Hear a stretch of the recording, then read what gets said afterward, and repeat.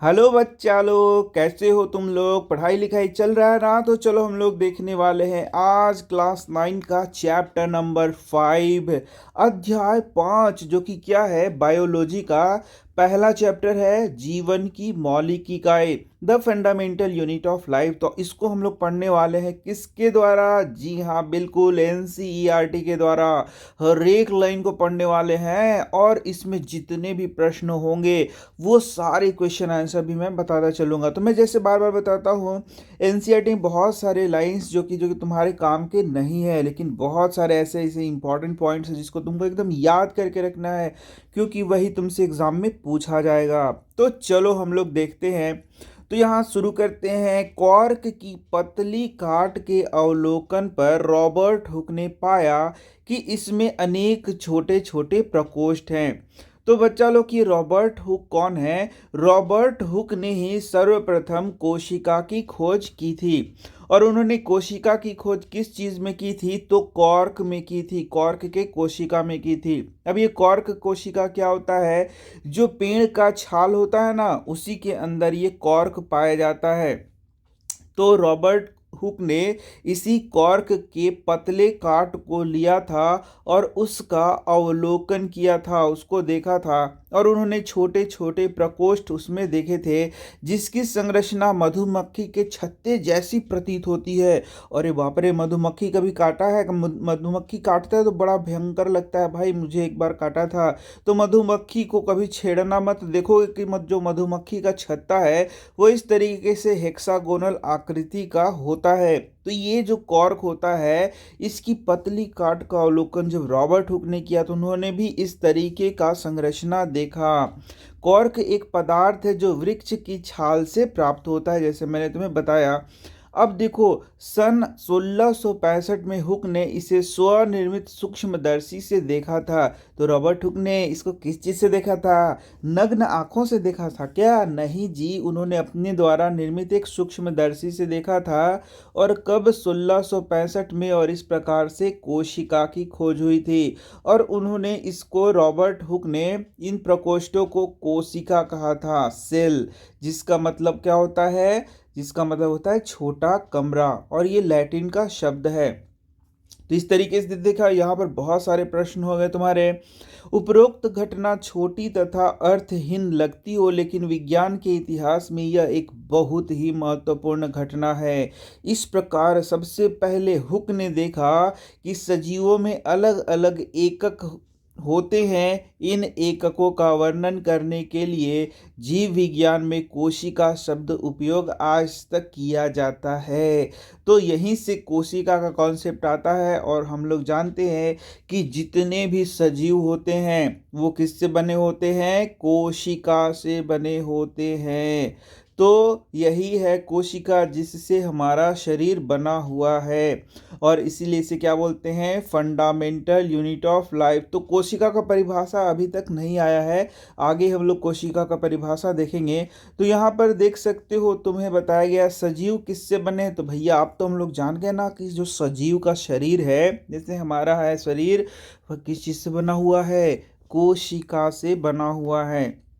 अब देखो, यहाँ एक क्रियाकलाप दिखाया गया। यह क्रियाकलाप इतना आसान नहीं है, इसको क्लास में कराया जाएगा तुम्हें। यह एक प्रयोग है जिसमें प्याज का एक छोटा टुकड़ा लिया जाता है और उसका जो ऊपर ऊपर एकदम पतला झिल्ली होता है ना, तुम भी उतार के देख सकते हो, एकदम महीन झिल्ली होता है। उसी को हम लोग क्या करते हैं? अध्ययन करते हैं। तो उसको क्या करते हैं? एक टेम्पररी स्लाइड बनाते हैं। और टेम्पररी स्लाइड बनाएंगे और साथ में उसको रंगते भी हैं, सेफ्रानिन के द्वारा उसको क्या करते हैं? रंगते हैं। और उसको फिर हम लोग माइक्रोस्कोप के द्वारा देखते हैं। तो यहाँ देख सकते हो, प्याज की झिल्ली की कोशिकाएं कुछ इस तरीके से देखेंगी। ये देखो, ये हेक्सागोनल इस तरीके से दिखेगा।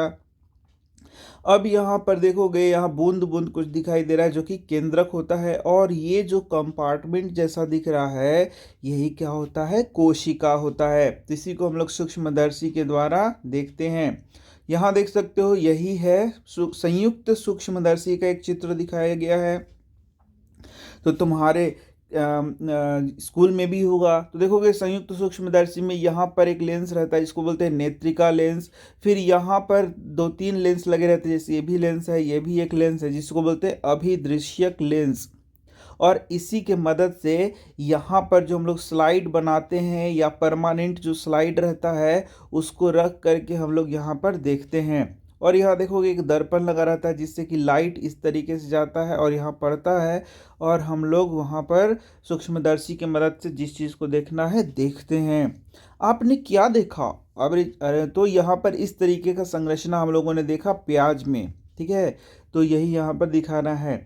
अब हम विभिन्न आकार वाली प्याज की झिल्लियों से अस्थायी स्लाइड बनाएंगे, यही टेम्पररी स्लाइड जिसे बोलते हैं। हम क्या देखते हैं? क्या हम एक समान संरचनाओं को देखते हैं अथवा भिन्न भिन्न?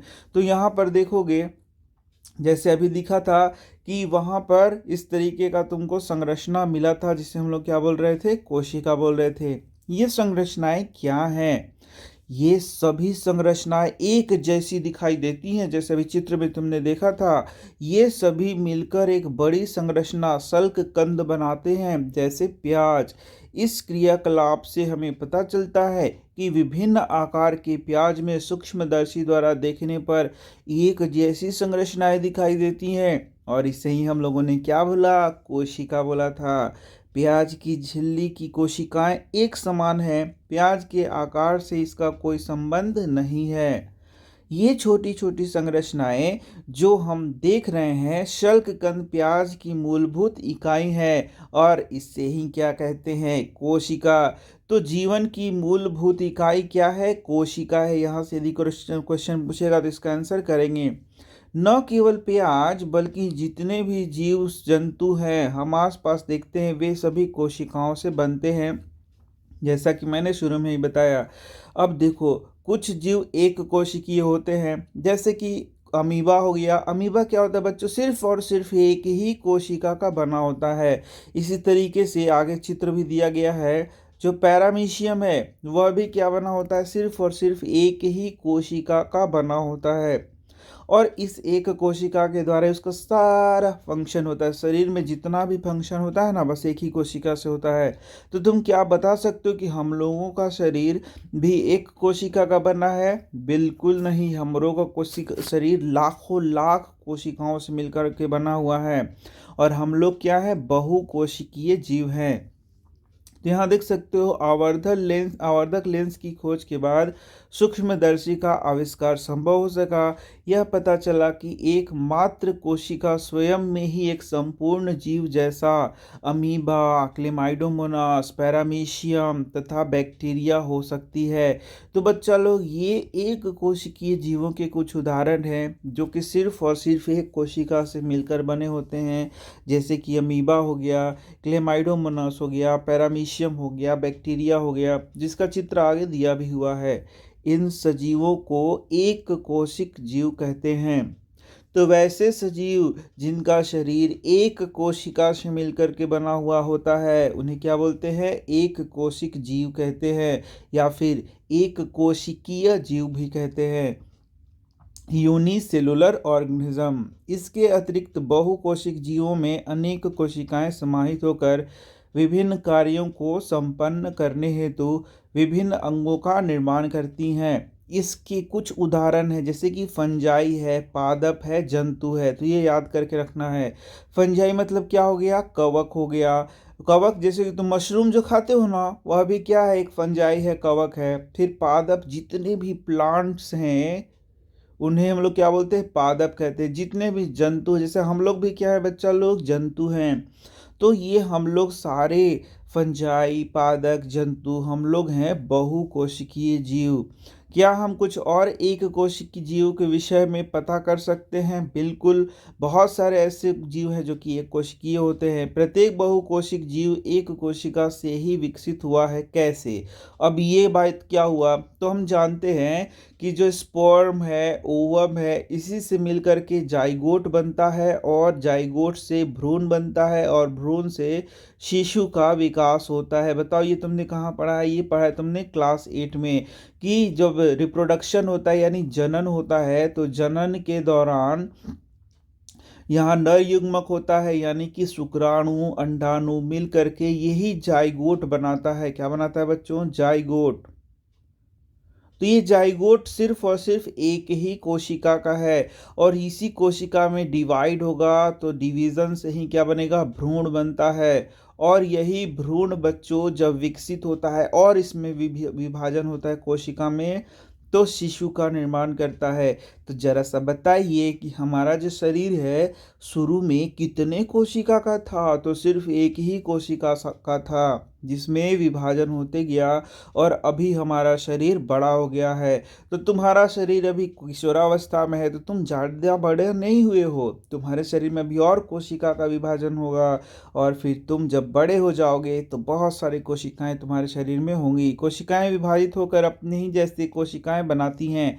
तो यही है कि एक कोशिका जब विभाजित होता है तो अपने ही जैसे नए कोशिकाओं का क्या करता है? निर्माण करता है। ठीक है, तो यही बोलता है इस प्रकार सभी कोशिकाएं अपने पूर्ववर्ती कोशिकाओं से उत्पन्न होती है। तो तुम जानते हो कि हमारे शरीर में डेली लाखों कोशिकाएं मरती हैं और लाखों कोशिकाएं नए कोशिकाएं बनती हैं। तो बच्चा लोग तुम क्या बता सकते हो कि हमारे शरीर में ये जो लाखों कोशिकाएं बन रही हैं वो कैसे बन रही हैं? तो कोशिका विभाजन के द्वारा। जो पहले से जो कोशिका है ना उसी में विभाजन हो रहा है, उससे नए नए कोशिकाओं का निर्माण हो रहा है। तो अब देखो यहाँ येलो बॉक्सवा दिया हुआ है, इसमें बड़ी इंपॉर्टेंट क्वेश्चन आता है, इसको याद कर लेना है। तो कोशिका का सबसे पहले पता किसने लगाया था जरा बताइए? तो ये थे रॉबर्ट हुक्का, जो कि 1665 में पता लगाए थे। उसने कोशिका को कार्क की पतली काट में अनगढ़ सूक्ष्मदर्शी से, पता नहीं अनगढ़ क्या लिख रहा है, लेकिन अपने द्वारा बनाए गए सूक्ष्मदर्शी से देखा था। और एक चीज और ध्यान देना है तुमको, ये जो था मृत था, ये क्या था? कॉर्क मृत होता है, मरा हुआ होता है, डेड होता है। तो तुमसे यही क्वेश्चन पूछेगा कि किसने सबसे पहले जो जीवित कोशिका का खोज किया था? तो वे थे ल्यूवेनहक। ल्यूवेनहक ने 1674 में सबसे पहले उन्नत सूक्ष्मदर्शी से तालाब के जल में स्वतंत्र रूप से जीवित कोशिकाओं का खोज किया था। तो जीवित कोशिकाओं का खोज किसने किया था? तो ल्यूवेनहक ने किया था। और 1674 यहाँ देख भी सकते हो। इसके बाद रॉबर्ट ब्राउन ने 1831 में कोशिका में केंद्रक का पता लगाया था। तो ये भी क्वेश्चन आता है। इसके बाद देख सकते हो जेई पुरकिंजे, यानी कि पुरोकंज इसमें लिखा हुआ है, ठीक है कोई बात नहीं, ने 1839 में कोशिका में स्थित तरल जैविक पदार्थ को जीव द्रव्य का नाम दिया था। तो आगे पढ़ोगे कि कोशिका में क्या पाया जाता है? तरल पदार्थ पाया जाता है, जिसे हम लोग बोलते हैं जीव द्रव्य। और उसका नामकरण किसने किया? तो जेई पुरकिंजे ने किया था। अब दो जीव वैज्ञानिकों का नाम यहाँ बताया जा रहा है, जो कि हैं एम स्लीडन और टी स्वान। इन्होंने कोशिका सिद्धांत का परिपादन किया था। तो यहाँ से क्वेश्चन आता है कि कोशिका सिद्धांत किसने दिया था? तो स्लीडन तथा स्वान ने दिया था। और ये क्या कहता है? इस सिद्धांत के अनुसार सभी पौधे तथा जंतु कोशिकाओं से बना है। यह तो कहे थे कोई भारी चीज हुआ है नहीं, और वे जीवन की मूलभूत इकाई हैं। अब इसी सिद्धांत में विर्चो ने कुछ और चीज़ों को ऐड किया था। उन्होंने बताया था, क्या बताया था कि जो कोशिकाएं वो पूर्ववर्ती कोशिकाओं से बनी होती हैं। तो देखा तुमने, कोशिका सिद्धांत में दो बात आ गया। पहला कि सभी जीव कोशिकाओं के बने होते हैं, और दूसरा का आ गया कि जो कोशिका बन रहा है ना वो पूर्ववर्ती कोशिकाओं से बन रहा है, यानी कि पहले कोई कोशिका होगा उसी से नए कोशिकाओं का क्या हो रहा है? निर्माण हो रहा है। 1940 में फिर इलेक्ट्रॉन सूक्ष्मदर्शी का खोज किया गया। इसके बाद कोशिका के जटिल संरचना तथा बहुत से अंगों को समझना संभव हो सका। तो यहाँ से भी क्वेश्चन आ गया कि इलेक्ट्रॉन सूक्ष्मदर्शी का खोज कब हुआ? तो 1940 में। अब देखो यहाँ पर हम लोग आगे बढ़ेंगे। अब देखोगे कुछ जीवों में विभिन्न प्रकार की कोशिकाएं भी हो सकती है। निम्नलिखित तस्वीर को देखो, ये मानव शरीर की कुछ कोशिकाएं हैं। तो यहाँ देख सकते हो कुछ जीवों में ये वाला चित्र जो है ना सो थोड़ा सा ये मिटक गया है, इस तरीके से है ये, है ना। तो कुछ जो जीव हैं, जीवों के शरीर में जो कोशिकाएं होती है ना वो अलग अलग प्रकार की होती हैं। जैसे जब हमारा शरीर ले लीजिए, तो क्या हमारे शरीर में अलग अलग जगहों पे एक ही प्रकार का कोशिका मिलेगा क्या? बिल्कुल नहीं जी। हमारे शरीर में तुम देखोगे यदि, तो अलग अलग जगहों पे विभिन्न प्रकार की कोशिकाएं देखने को तुम्हें मिलेंगी। जैसे अब रुधिर कोशिका है, यदि हम लोग अपने ब्लड की बात करें, रक्त की बात करें, तो यहाँ आरबीसी पाया जाएगा, डब्ल्यूबीसी पाया जाएगा, जो कि क्या होता है, काफ़ी अलग अलग होता है। यदि हम लोग अपने मस्तिष्क की बात करें, तो देखोगे कि वहाँ पर इस तरीके से न्यूरॉन्स पाए जाते हैं, तंत्रिका कोशिका पाया जाता है, जो कि 1-1 मीटर लंबा हो सकता है। फिर अपना शरीर में यदि तुम जैसे तुम्हारे पिताजी होंगे ना, या पिताजी छोड़ दो, तुम्हारे घर में बड़े बुजुर्ग होते हो, उनका लाद फेंक ले रहता है, इससे करके लाद रहेगा, ठीक है। लाद समझते हो ना, लेदू कहते हैं, लेदुआ लेदुआ ऐसे चढ़ाते भी हैं, ठीक है। तो यहाँ पर देखोगे कि यहाँ पर तुम तो नहीं देखोगे, लेकिन जब इसको देखा जाएगा, यदि इसको प्रयोग के लिए तो देखा जाएगा, तो यहाँ पर वसा कोशिकाएं होती हैं, जो कि एकदम पीला पीला रहेगा, ठीक है। और इस वसा कोशिका का यहाँ पर क्या होता है, जमाव होता है। वाह वाह, क्या चित्र बन गया, वाह क्या मजेदार है। इसके बाद जो हमारा हड्डी है वहाँ पर अस्थि कोशिका होगा, पेशी है उसमें अलग कोशिका होगा। और यहाँ देख सकते हो शुक्राणु और अंडाणु के बारे में बताया गया, जो कि मैंने बताया कि जब शुक्राणुआ और अंडाणुआ मिलेगा तो जाइगोट बनाएगा, उससे भ्रूण बनेगा और उसी से बच्चा बनता है। तो ये क्लास 8 में भी पढ़े हो और 10 में भी पढ़ोगे। तो यही सब यहाँ दिखाया गया था। तुमने क्या देखा? तुमने देखा कि हमारे शरीर में अलग अलग प्रकार के सेल पाए जाते हैं। कोशिका को क्या बोलते हैं? सेल। इन्हें अभी तक नहीं बुझाया था क्या? कोशिका को सेल बोलते हैं। और उनका संरचना भी अलग होता है और कार्य भी अलग होता है। देख रहे हो ना, ये कितना अलग अलग डिफरेंट यहाँ संरचना है उसका, और कार्य भी क्या होता है, अलग अलग होता है। कोशिकाओं की आकृति तथा आकार उनके विशिष्ट कार्यों के अनुरूप होते हैं। अब जैसे कि यहाँ देख सकते हो तुम, शुक्राणु है, शुक्राणु को माता के वुम्ब में जा कर के उसको तैरना रहता है, तो उसको देखो पूंछ रहता है, ठीक है। कुछ कोशिकाएं अपना आकार बदलती रहती हैं, जैसे एक कोशिकीय अमीबा। कुछ जीवों में कोशिका का आकार लगभग स्थिर रहता है और प्रत्येक प्रकार की कोशिका के लिए विशिष्ट होता है। उदाहरण के लिए तंत्रिका कोशिका, तो देखोगे कि जो तंत्रिका कोशिका है उसका आकार नहीं बदल रहा है। तो प्रत्येक जीवित कोशिका में कुछ मूलभूत कार्य करने की क्षमता होती है, जो सभी जीवों को गुण हैं। अब यहाँ ये भी ध्यान दो कि प्रत्येक कोशिका है ना, इसका कार्य भी क्या होता है, अलग अलग होता है। जैसे अब रुधिर कोशिकाओं का कार्य क्या है, ऑक्सीजन को एक जगह से दूसरे जगह ले जाएगा। तंत्रिका कोशिका क्या करेगा, इंफॉर्मेशन को यानी कि सूचनाओं को एक जगह से दूसरे जगह ले जाएगा। ठीक इसी तरीके से अंडाणु और शुक्राणु क्या करेगा, बच्चे को जन्म देगा। तो इस तरीके से देखोगे कोशिकाओं का कार्य भी क्या है, अलग अलग है। एक जीवित कोशिका ये मूलभूत कार्य कैसे करती है? हम जानते हैं कि बहुकोशिकीय जीवों में श्रम विभाजन होता है, जैसा कि मनुष्यों में। अब ये श्रम विभाजन क्या होता है? श्रम विभाजन का ये काम है कि मान लो कि तुम्हारा स्कूल है, तो तुम्हारे स्कूल में श्रम विभाजन तुम आसानी से देख सकते हो। जैसे टीचर क्या करेगा, झाड़ू लगाएगा। टीचर झाड़ू लगाता है, अरे टीचरवा जैसे पढ़ाएगा और बचवन झाड़ू लगाएगा। अरे बच्चा लोग पढ़ेगा तो झाड़ू कौन लगाएगा, पियून झाड़ू लगाएगा। स्कूल को कौन संभालेगा, तो प्रिंसिपल स्कूल को संभालेगा। इस तरीके से सब का काम बंटा हुआ है। कभी देखे हो कि पियून आके क्लास में बैठ गया और बोले पढ़ने लगा? कभी नहीं। इसी को कहते कार्य का विभाजन। तो ठीक इसी तरीके से हमारे शरीर में भी कार्य का विभाजन देखा जा सकता है। यानी कि जब भी बच्चा पैदा करना होगा तो शुक्राणु में पैदा करेगा, ऐसा नहीं है कि वसा कोशिका बच्चा पैदा करना शुरू कर देगा। यानी कि हमारे शरीर में या जो जितने भी जीव हैं उनके शरीर में अलग अलग प्रकार की कोशिकाएं पाई जाती हैं, और इनका अलग अलग क्या होता है, फंक्शन भी होता है, यानी कि कार्य भी होता है। इसका अर्थ यह है कि शरीर के विभिन्न अंग विभिन्न कार्य करते हैं। जैसे मनुष्य के शरीर में हृदय रुधिर को पंप करता है, आमाशय भोजन को पचाता है। इसी प्रकार एक कोशिकीय जीव में श्रम विभाजन होता है।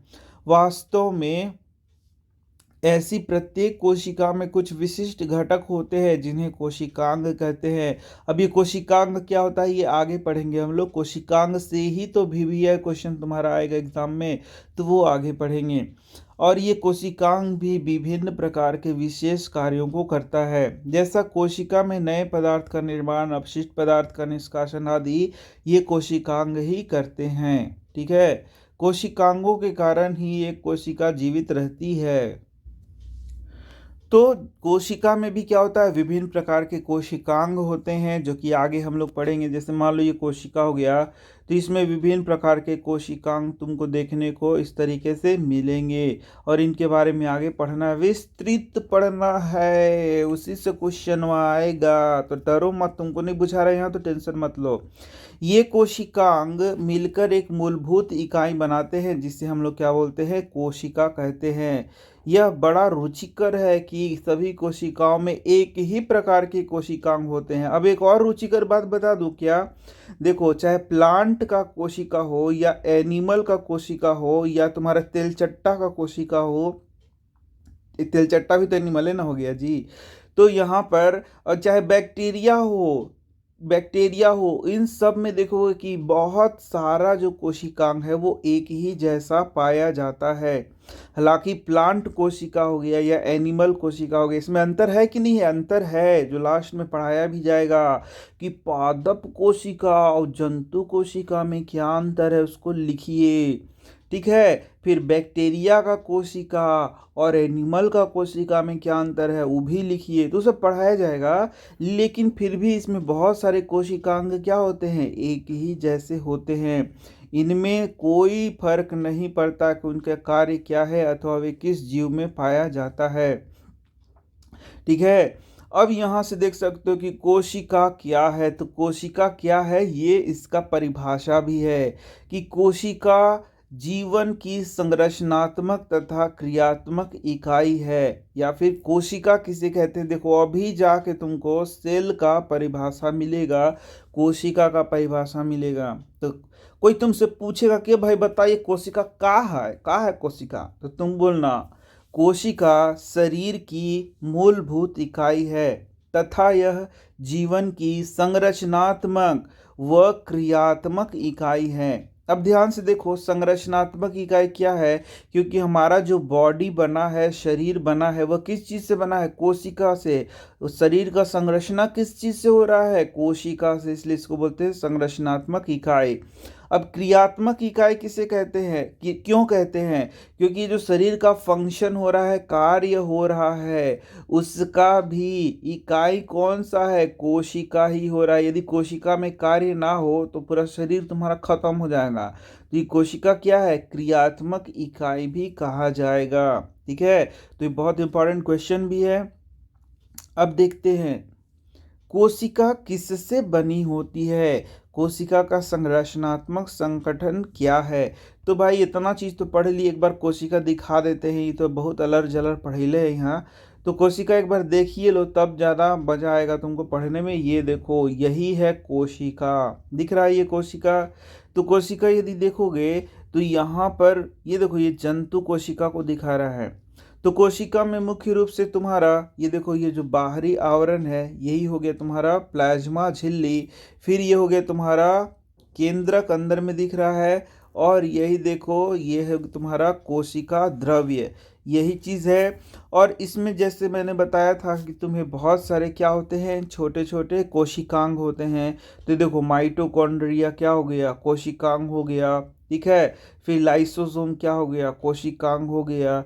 गोल्जी क्या हो गया, कोशिकांग हो गया। चिकनी अंतर्द्रवी जालिका ये क्या हो गया, कोशिकांग हो गया। खुरदुरी अंतर्द्रव्य जालिका क्या हो गया, कोशिकांग हो गया। इस तरीके से ये क्या है, कोशिकांग हैं, जिनके बारे में तुम्हें विस्तृत रूप से क्या करना है, पढ़ना है। तो दिख गया ये चित्र, अब थोड़ा सा इसके बारे में पढ़ाया जाए तो तुम्हें समझ में भी आ जाएगा। तो ये देखो यहीं पे बोल रहा है, कि ये जो कोशिका है किस किस चीज़ों से मिलकर के बना है। चैप्टर बड़ा है, बहुत धैर्य से पढ़ना होगा और क्वेश्चन आंसर समझाते जा रहा हूँ तो तुम्हें दिक्कत नहीं होगी। तो यहाँ पर देख सकते हैं, हमने देखा अभी तुरंत तो दिखाया तुमको कि कोशिका विशिष्ट घटक होते हैं जिन्हें कोशिकांग कहते हैं।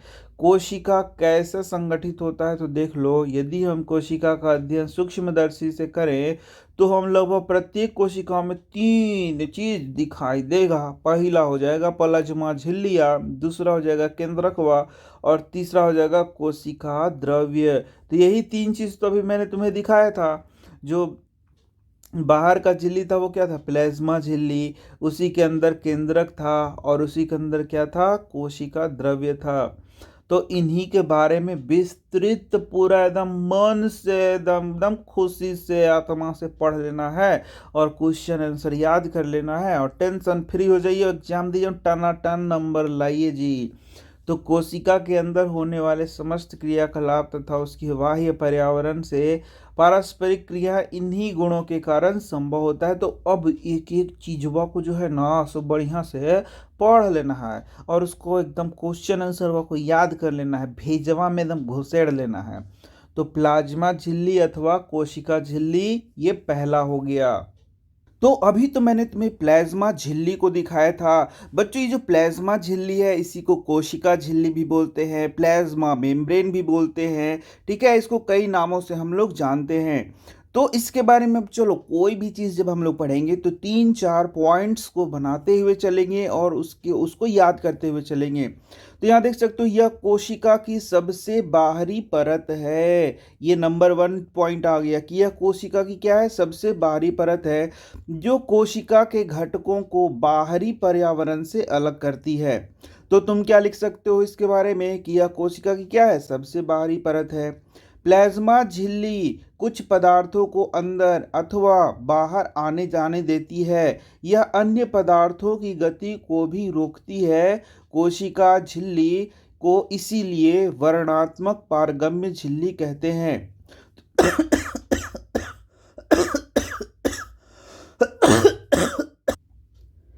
तो यहाँ पर डायरेक्ट एक क्वेश्चन ही तुमसे पूछा जाता है कि कोशिका को आखिर वर्णात्मक पारगम्य झिल्ली क्यों कहते हैं। तो इसका आंसर ये है बच्चा लोग कि ये जो कोशिका झिल्ली है ये क्या करता है, कुछ पदार्थों को तो आने जाने देता है लेकिन कुछ अन्य पदार्थ को ये क्या करता है, आने जाने से रोकता है। देखा तुमने, ये जो कोशिका है और ये जो बाहरी वातावरण है, तो कोशिका से बहुत सारे पदार्थ बाहर जाते हैं, कुछ पदार्थ अंदर आते हैं। किसके द्वारा, कोशिका झिल्ली के द्वारा। तो ये क्या करता है, कुछ पदार्थों को तो अंदर अथवा बाहर आने जाने देता है लेकिन बहुत सारे ऐसे पदार्थ हैं जिनकी गति को ये क्या करता है, रोकता है। यानी ये चुन चुन कर बाहर जाने देगा, चुन चुन कर अंदर आने देगा। इसीलिए इसको क्या बोलते हैं, वर्णात्मक पारगम्य झिल्ली कहते हैं। तो यदि इसका प्रश्न आएगा तो तुम उत्तर को इस तरीके से लिख सकते हो। कोशिका में पदार्थों की गति कैसे होती है, पदार्थ कोशिका से बाहर कैसे आते हैं, तो इन्हीं चीज़ों को यहाँ पर देखा जा रहा है। तो देखो यहाँ पर कुछ पदार्थ जैसे कि कार्बन डाइऑक्साइड हो गया यानी कि CO2 हो गया या फिर ऑक्सीजन हो गया, कोशिका झिल्ली के आर पार विसरण प्रक्रिया द्वारा आ जा सकते हैं। तो यहाँ से देखो पॉइंट हम लोग करते चलेंगे कि भाई CO2 और ऑक्सीजन यानी O2 कोशिका झिल्ली के आर पार कैसे आते जाते हैं। इसका उत्तर है विसरण। विसरण मैंने चैप्टर 1 में भी पढ़ाया था कि जब पदार्थ ज़्यादा कंसंट्रेशन यानी कि सांद्रण से कम सांद्रण की ओर जाता है, कम सांद्रण की ओर गमन करता है, तो उसे ही क्या कहते हैं, विसरण कहते हैं। तो अब तुमने तो इसे सीख लिया। अब हम देख सकते हैं, हम पिछले अध्याय में विसरण की प्रक्रिया के विषय में पढ़ चुके हैं, जो मैंने बताया भी था तुम्हें। हमने देखा है कि पदार्थों की गति उच्च सांद्रता से निम्न सांद्रता की ओर जब होती है तो उसे ही क्या कहते हैं, उसे ही हम लोग विसरण के नाम से जानते हैं। देखा तुमने कितना आसान है। अब देखो, कुछ इसी प्रकार की प्रक्रिया कोशिका में होती है। उदाहरण के लिए जब कुछ पदार्थ जैसे CO2 जो कि एक कोशिकीय अपशिष्ट है और जिसका निष्कासन आवश्यक है, कोशिका में एकत्र हो जाता है तो उसकी सांद्रता बढ़ जाती है। जैसे कि मान लो कोशिका में CO2 की मात्रा बढ़ जाएगी और बाहर का वातावरण में कोशिका का मात्रा कम है तो ये क्या करेगा, बाहर जाना शुरू हो जाएगा। कोशिका के बाह्य पर्यावरण में CO2 की सांद्रता कोशिका में स्थित CO2 की सांद्रता की अपेक्षा कम होती है। जैसे ही कोशिका के अंदर और बाहर CO2 की सांद्रता में अंतर आता है, उस समय क्या होगा जरा बताओ। जो CO2 है वो उच्च सांद्रता से निम्न सांद्रता की ओर विसरण द्वारा बाहर चल जाएगा। जी हाँ, इसी प्रकार जब कोशिका में ऑक्सीजन की सांद्रता कम होती है तो ऑक्सीजन बाहर से कोशिका में विसरण के द्वारा अंदर चला आता है। देखा तुमने। अतः कोशिका तथा बाह्य पर्यावरण में गैसों का आदान प्रदान विसरण के द्वारा होगा, ये याद रखना। जल भी विसरण के नियम के अनुकूल व्यवहार करता है। जल के अणु की गति जब वर्णात्मक पारगम्य झिल्ली द्वारा हो तो उसे क्या कहते हैं, परासरण। अब देखो परासरण क्या हो गया, परासरण में तुमको याद रखना है कि यहाँ पर जल के अणुओं का गति होगा। किसका गति होगा, जल के अणुओं का गति होगा। कब, जब जहाँ पर इसका सांद्रता ज़्यादा है। सांद्रता क्या है, ज़्यादा सांद्रता, उससे कम सांद्रता की ओर होगा। ये ज़्यादा है और इधर मान लो कि क्या है, कम। तो जल के अणुओं का, और बीच में क्या है, अर्ध पारगम्य झिल्ली है। क्या है, अर्ध पारगम्य। अब अर्ध पारगम्य झिल्ली ये क्या होता है, ये कुछ चीज़ों को इधर उधर जाने देगा और कुछ चीज़ों को इधर उधर जाने नहीं देगा। उसे ही कहते हैं अर्ध पारगम्य झिल्ली, जैसे कि कोशिका झिल्ली। ठीक है। तो जब जल के अणु इधर से इस ओर आना शुरू कर देंगे, देखो जल के अणु इधर से कहाँ आना शुरू हो जाएगा, इस ओर आना शुरू हो जाएगा, तो इसे हम लोग क्या बोलेंगे, इसे ही हम लोग बोलेंगे परासरण। तो भाई इसमें खास बात यह है कि यहाँ पर जल क्या होना चाहिए, ज़्यादा, और इधर जल क्या होना चाहिए, कम। तो मान लो कि इधर जल में चीनी घुला हुआ है और इधर जल में चीनी घुला हुआ है, दोनों में। अब थोड़ा सा मैं दिखा देता हूँ, यहाँ देखना।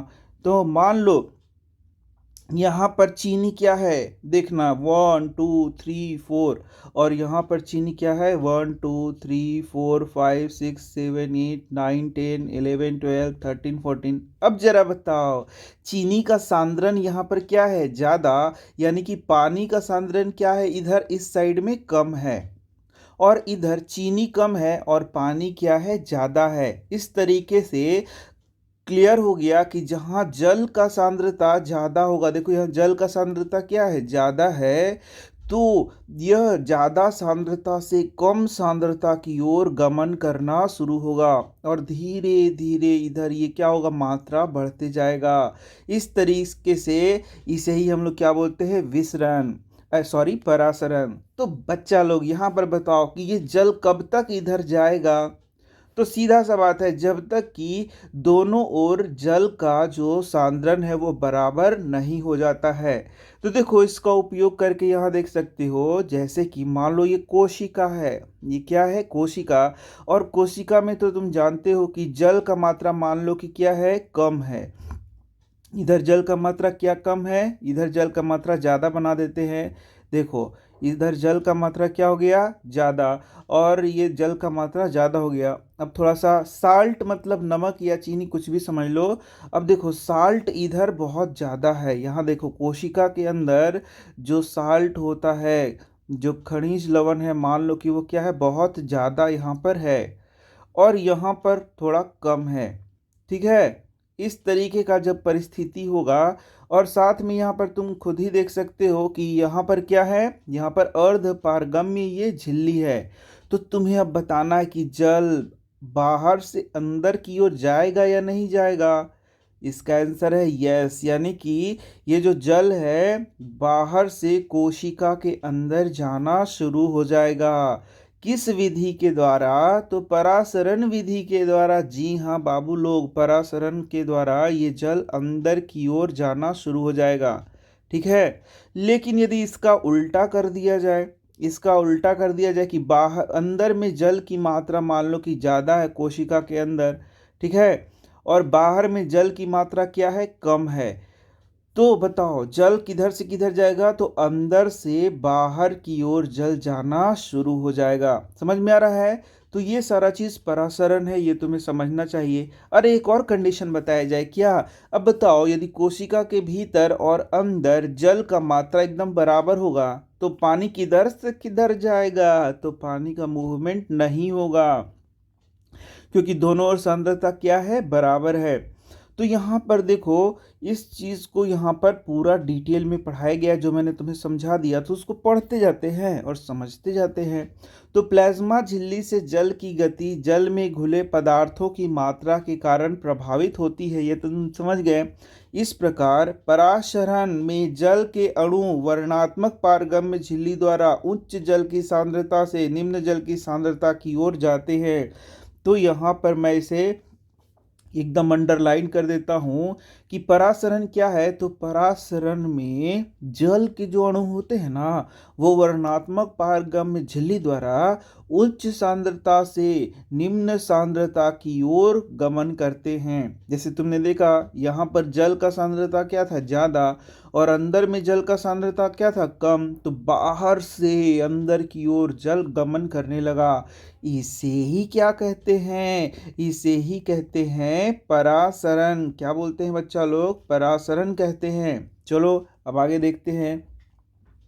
तो आगे देख सकते हो यहाँ पर, यदि हम किसी जंतु कोशिका अथवा पादप कोशिका को शक्कर अथवा नमक के विलयन में रखें तो क्या होगा? तो यहाँ देखो, इसी में निम्नलिखित 3 घटनाओं में से एक घटना हो सकती है।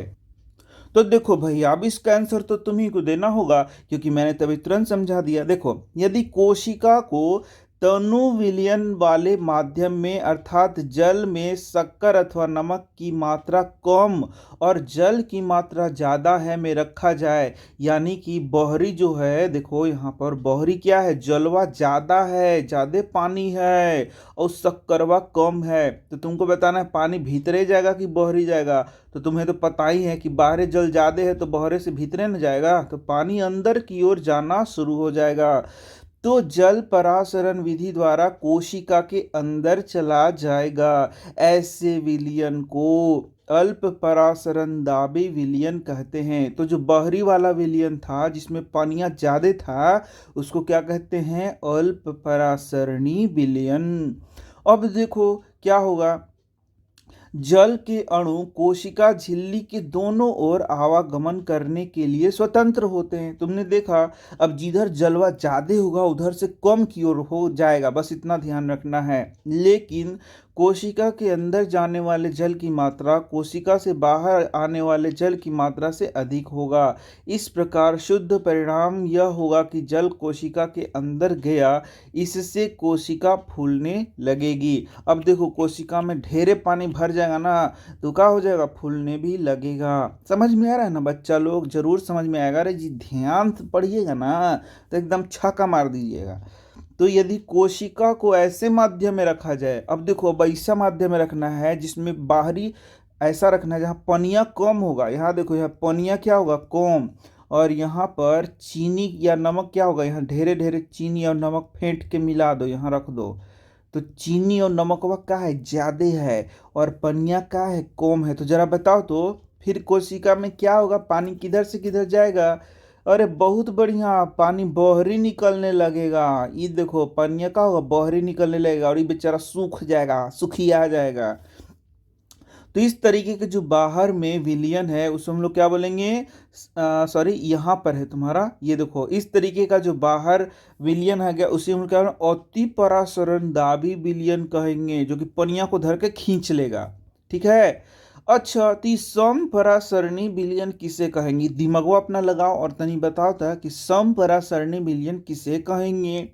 अरे भैया, जब कोशिका के बहरी तथा भीतरे पानी का जो मात्रा है वो बराबर रहेगा, उस प्रकार का विलयन है, तब पानी नहीं बाहरी आएंगे और नहीं बाहरी जाएंगे, ना अंदरे भीतरे घुसेंगे।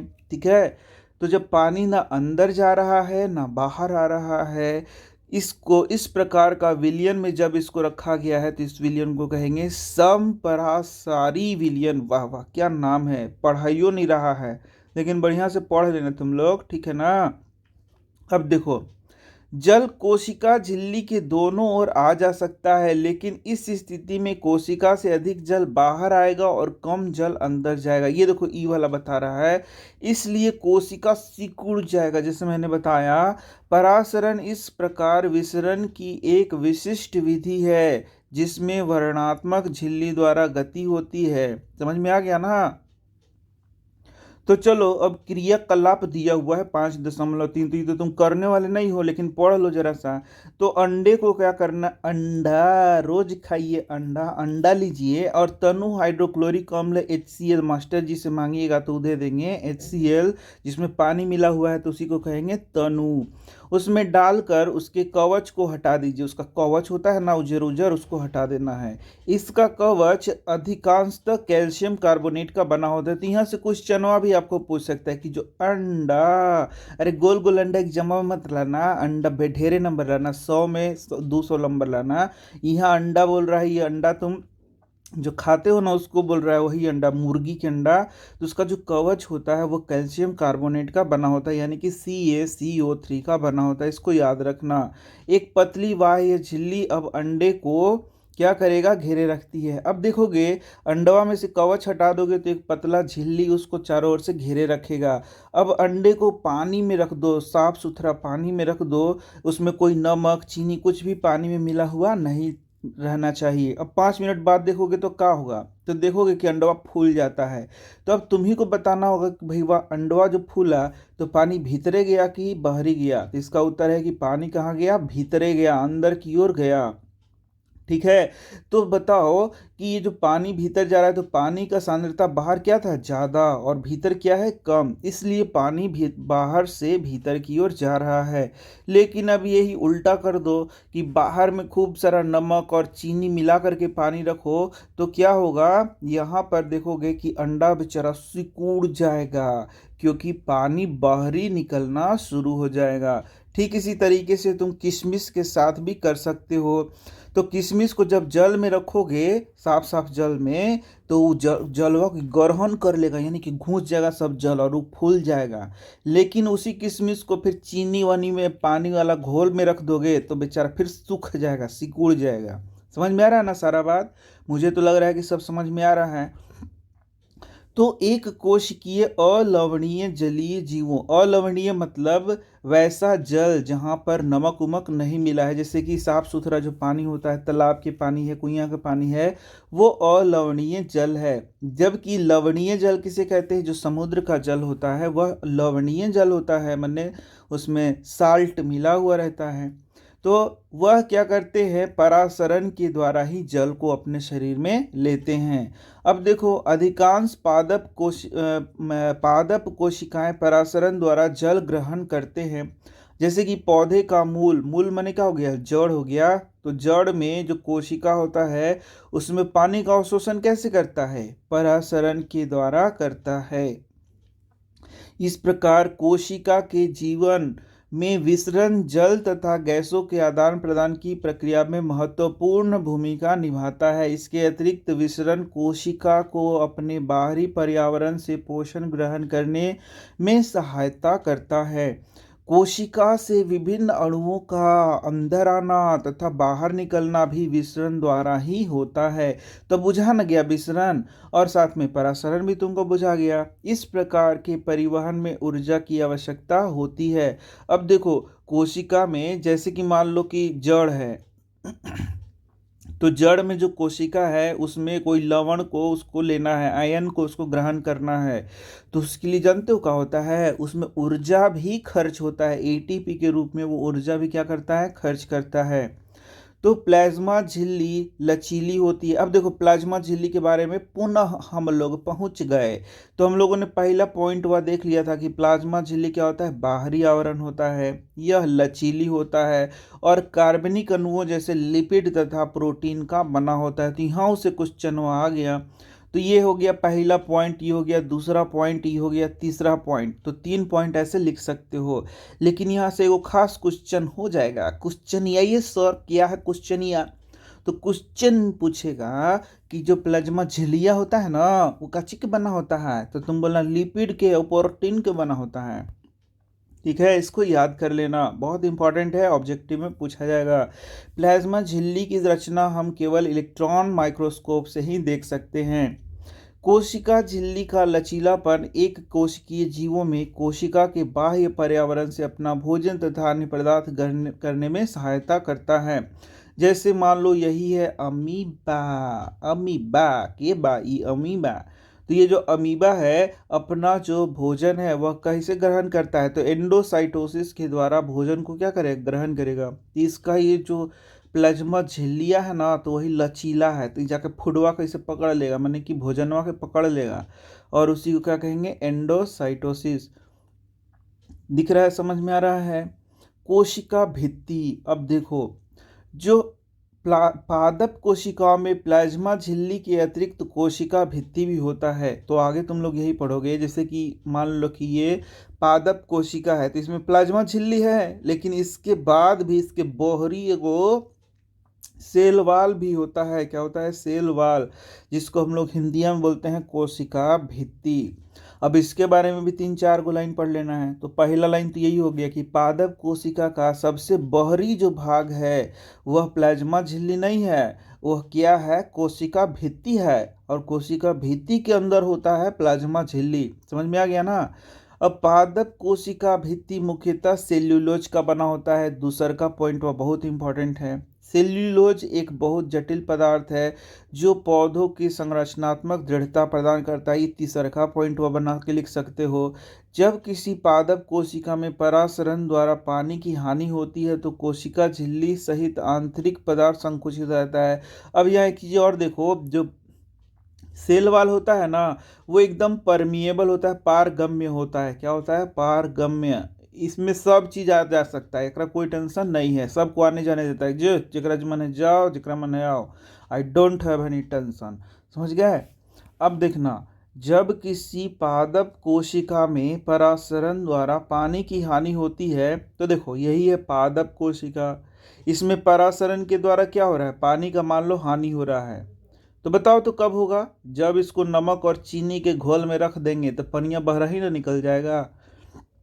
तो क्या होगा, इसमें कोशिका झिल्ली सहित आंतरिक पदार्थ संकुचित हो जाएंगे। तो इसमें ई वाला जो कोशिका झिल्ली सहित आंतरिक पदार्थ क्या होगा, संकुचित हो जाएगा। और इस घटना को जीव द्रव्य कुंचन कहते हैं। और इसको यहाँ से वो क्वेश्चन बना दो, तो इस घटना को क्या कहेंगे, जीव द्रव्य कुंचन कहेंगे, ये भी याद रखना। तो जीव द्रव्य कुंचन क्या हो गया कि जब किसी कोशिका को हम लोग अति परासरण दाबी विलयन में रख देंगे तो पनिया बहरी आ जाएगा, और पनिया बहरी आ जाएगा तो कोशिका झिल्ली सहित आंतरिक पदार्थ क्या हो जाएगा, संकुचित आ जाएगा, और जिससे जिससे वो सिकुड़ जाएगा, और इसी को हम लोग क्या बोलते हैं, जीव द्रव्य कुंचन कहते हैं। तभी हर एक चीज़ वो कौन पढ़ेगा इतना टाइम पास, बहुत बड़ा चैप्टर है ना। इस क्रियाकलाप से आप क्या निष्कर्ष निकालते हैं, इससे पता लगता है कि केवल जीवित कोशिकाओं में ही परासरण द्वारा जल अवशोषित की क्षमता होती है, मृत कोशिकाओं में न कि मृत कोशिकाओं में। तो परासरण द्वारा जो जल शोषण की क्षमता होती है वह किस में होती है, जीवित कोशिकाओं में होती है, मृत कोशिकाओं में नहीं होती है। अब देखो कोशिका भित्ति पौधों में भी होता है, कवक में भी होता है, और बैक्टीरिया में भी होता है, ये बात याद रखना। तो तुमसे पूछेगा कि पौधों में कोशिका भित्ति होता है तो बोलना यस सर, बोलना कवक में कोशिका भित्ति होता है तो बोलना यस सर, और इसमें चीटिन का बना होता है, या काइटिन, चीटिन या काइटिन सब पढ़ता है उसको। और बैक्टीरिया में क्या कोशिका भित्ति होता है तो बोलना यस सर। तो काची का बना होता है, पेप्टिडोग्लाइकन का बना होता है। तो पौधे में जो कोशिका भित्ति है वह किस चीज का बना होता है, अरे सेलुलोज के बना होता है, अभी ये तो पढ़ाए थे। तो कोशिका को अपेक्षाकृत कम तनु विलयन में अल्प परासरण दाबी विलयन में बिना फटे बनाए रखती है। ऐसे माध्यम से कोशिका परासरण विधि द्वारा पानी लेती है। कोशिका फूल जाती है और कोशिका भित्ति के ऊपर दबाव डालती है। कोशिका भित्ति भी फूली हुई कोशिका के प्रति समान रूप से दबाव डालती है। कोशिका भित्ति के कारण पादप कोशिकाएं परिवर्तनीय माध्यम को जंतु कोशिका की अपेक्षा आसानी से सहन कर सकती है। तो देखोगे कि जो प्लांट कोशिका है, प्लांट सेल है, उसमें कोशिका भित्ति होता है जो कि उसको काफ़ी हद तक क्या करता है, सुरक्षित रखे हुए रखता है। तो यस, कंप्लीट हो गया। लेकिन अब बच गया फिर से केंद्रक आ गया। ठीक है, तो तुमने तो समझ लिया, क्या क्या समझ लिया कि यहाँ पर हम लोग को जब पढ़ना है तो 3 चीज़ पढ़ना है। सबसे पहला हम लोग को पढ़ना था क्या, प्लाज्मा झिल्ली के बारे में। दूसरा अब हम लोग को पढ़ लेना है केंद्रक के बारे में। देखो यहाँ पर केंद्रक है, ठीक है ना, केंद्रक। और तीसरा हम लोगों को फिर साइटोप्लाज्म यानी कि जीव द्रव्य के बारे में, कोशिका द्रव्य के बारे में, यहाँ पर कोशिका द्रव्य के बारे में हम लोगों को पढ़ लेना है। तो प्लाज्मा झिल्ली कंप्लीट हो गई, बड़ा बढ़िया। अब आगे हमारा केंद्रक। तो हम लोग अब केंद्रक के बारे में पढ़ेंगे। तो केंद्रक तुम्हें दिखा दिया मैंने केंद्रक को। अब चलो केंद्रक में हम लोग काफ़ी चीज़ों को समझेंगे। तो तुम्हें समझ में आ रहा है ना, बहुत बढ़िया, लाइक मार दो। समझ में आ गया ना, लाइक मारो, लाइक। चलो, आपको याद होगा कि हमने प्याज की झिल्ली के अस्थायी स्लाइड बनाई थी, याद है ना, शुरू में जो पढ़ाया था हमने। इस झिल्ली पर आयोडीन की बूंद डाली थी। क्यों? यदि हम बिना आयोडीन के स्लाइड देखें तो हमें क्या दिखेगा? प्रयत्न करो और देखो कि क्या अंतर है। जब हमने आयोडीन का घोल डाला तो क्या प्रत्येक कोशिका समान रूप से रंगीन हो गई? कोशिका के विभिन्न भाग रासायनिक संगठन के आधार पर विभिन्न रंगों से रंगे जाते हैं।